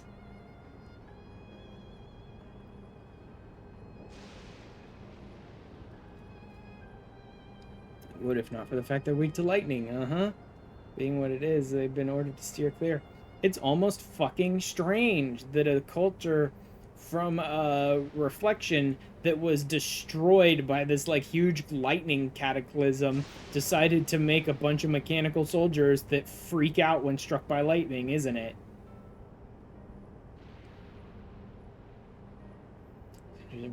False hunters like when they deal with anything. Alright. Compensate for our works. Perfect profession for anyone looking to build up savings. As in, build up a bunch of soul cells and have to spend probably 1 or 2 of them every single day. Special selection of souls for hunters. What? Like, you can go to a shop and go, oh, this one was kind of cool. I want this soul. It's so fucking weird.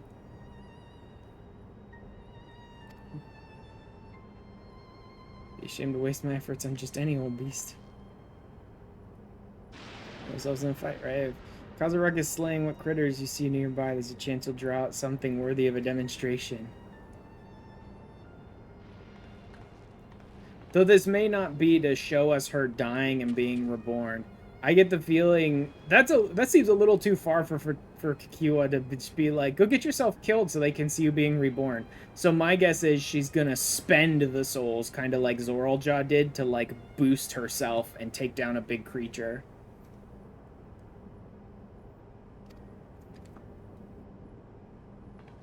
My guess is we're gonna be able to see her like over boost or trance or what.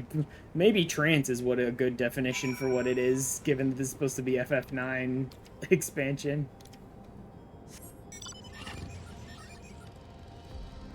I wonder if they'll actually have the gall to have the characters in game call it that. This over soul charged thing to just like have the fucking brass balls to just call it a trance.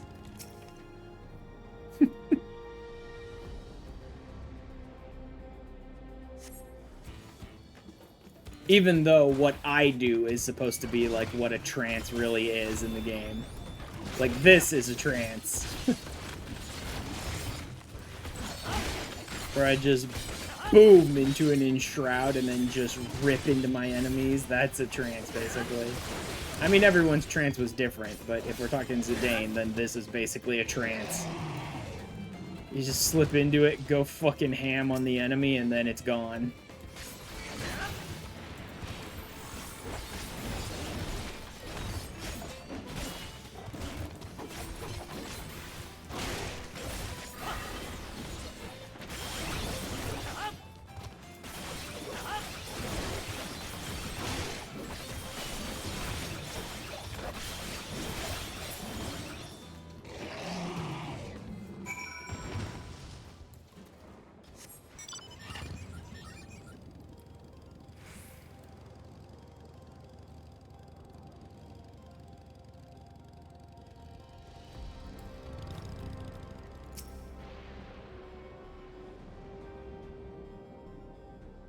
Come on, where's my big boy?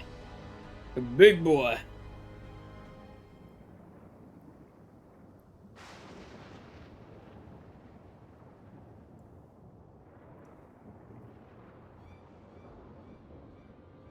That's not very big. It's literally just a catablips.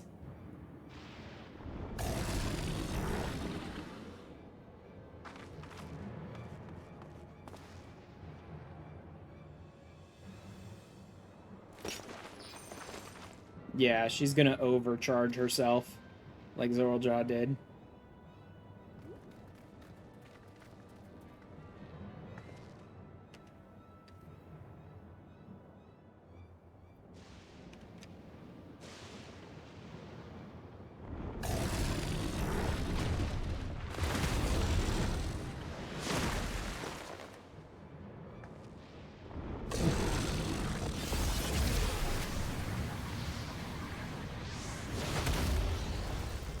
Wow. She just straight up got killed.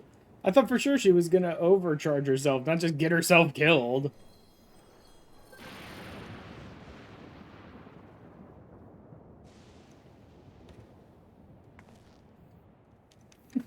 She really doesn't.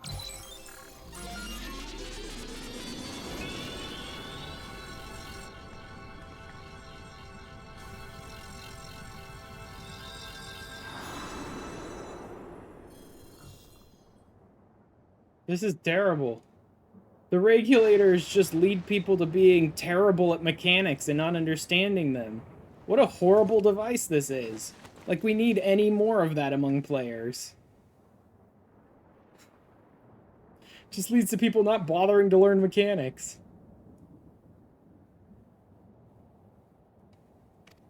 Yeah, you did literally nothing to him.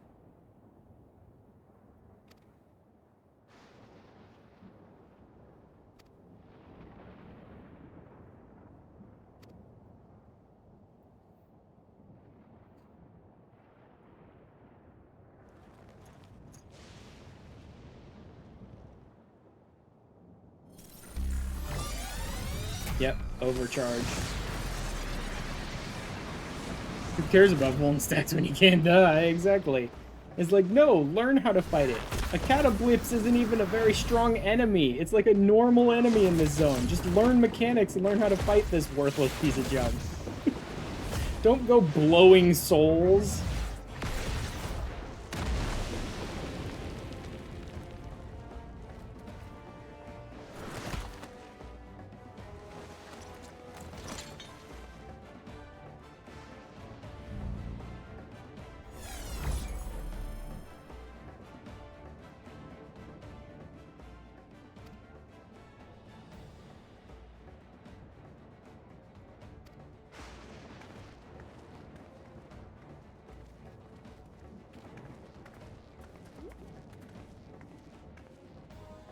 What a waste. Like, I understand their purpose here is to protect the area, not hunt for food or anything, but like, to take out a creature that big and then just leave its corpse to rot? Like, what a fucking waste. At least drag the corpse back so people can make food out of it or something.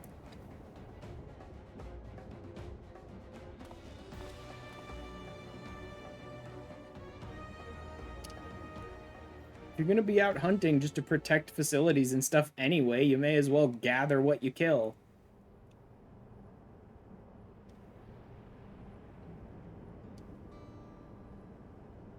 Turn from the dead end if you pop by. I'm not sure. So yeah, what we saw at the end there.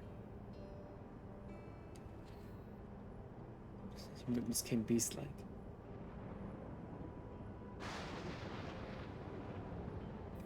Serpentine soldier we encountered at Vanguard who did the same. This pass is one of King's Elite. Form can only be achieved by gorging yourself on souls. Oh, great. We do the same in theory, but it's incredibly dangerous. That is not as if they'd allow hunters to carry that many souls to begin with.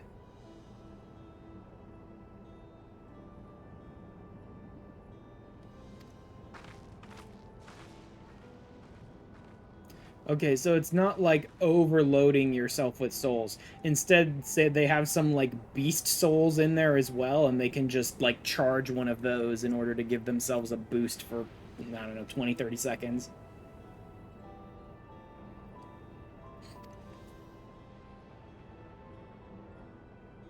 Souls of people get grant the user preternatural strength.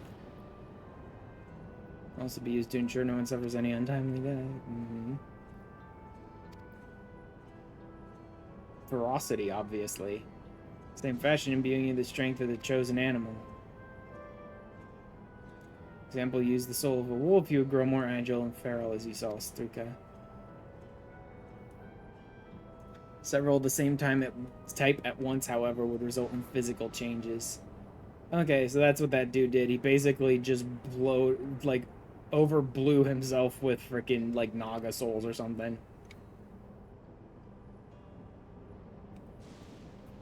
Beings becomes more and more reminiscent of Void Scent. Yep. Death and rebirth is simply broken. Souls here are forcibly taken before they might reach the ethereal sea.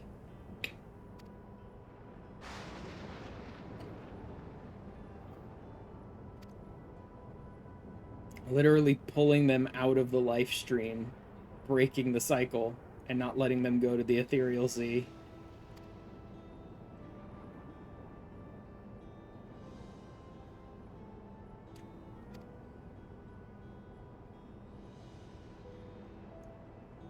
This was developed hundreds of years ago. Well, in a different reflection, though. Civilizations and reflections are surprising indeed.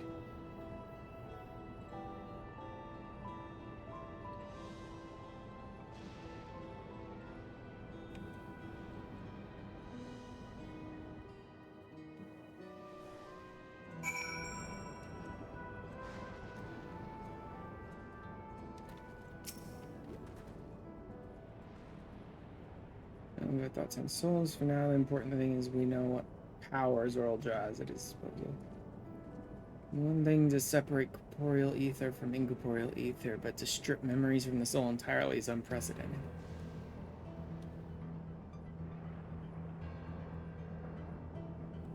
Will this power of Zorlja become a threat to the... Not really.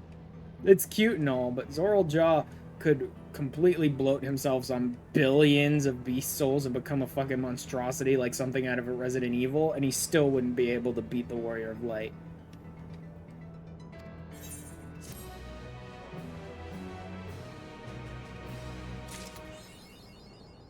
The worth of a soul. We're at 98? We're not at 98. Interesting. But I think I may be done for the day. Dome Breaker. Yeah.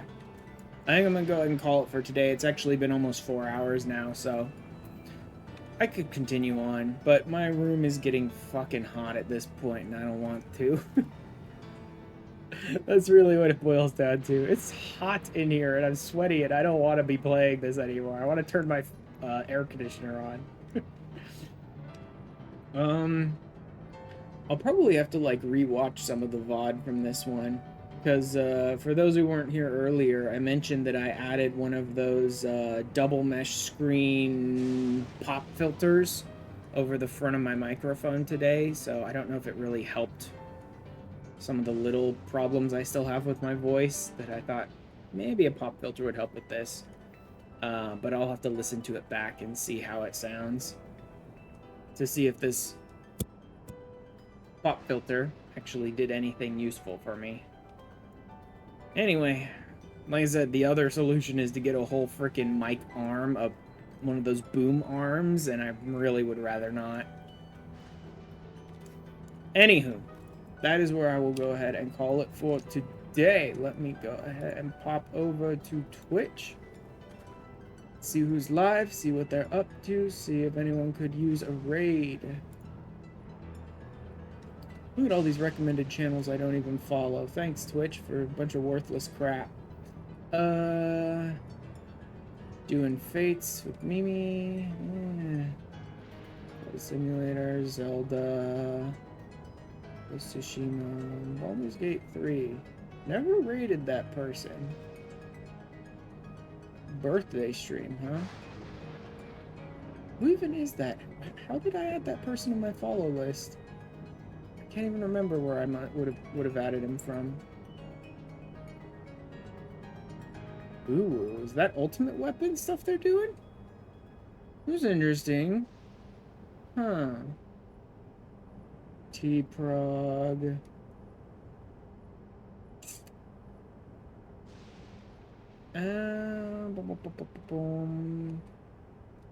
No, you know what? Not that one. Mimi doesn't really need it, and I've rated her fairly recently, but not too recently. Maybe some prog raid stuff. Let's see what they're up to.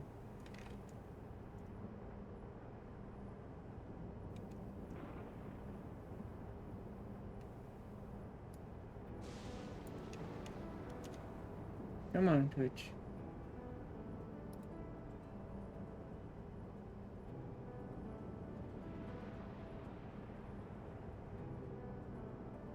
They're just doing,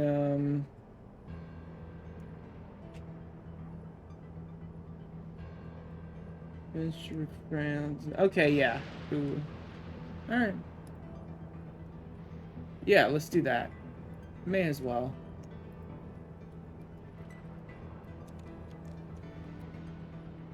We're gonna go raid Sung, or Catboy Baker as he calls himself. Here. Let me grab the URL. Drop it here.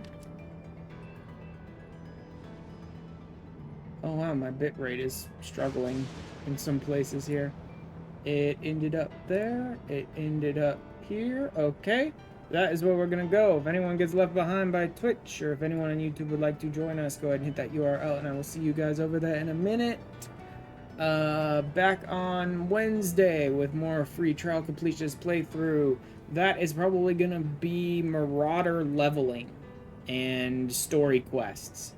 My Marauder's like level 9. I'm basically gonna be going through like hunt log, maybe fates and quests to get like hopefully all the way through to 30 on the Marauder and ready to become a warrior.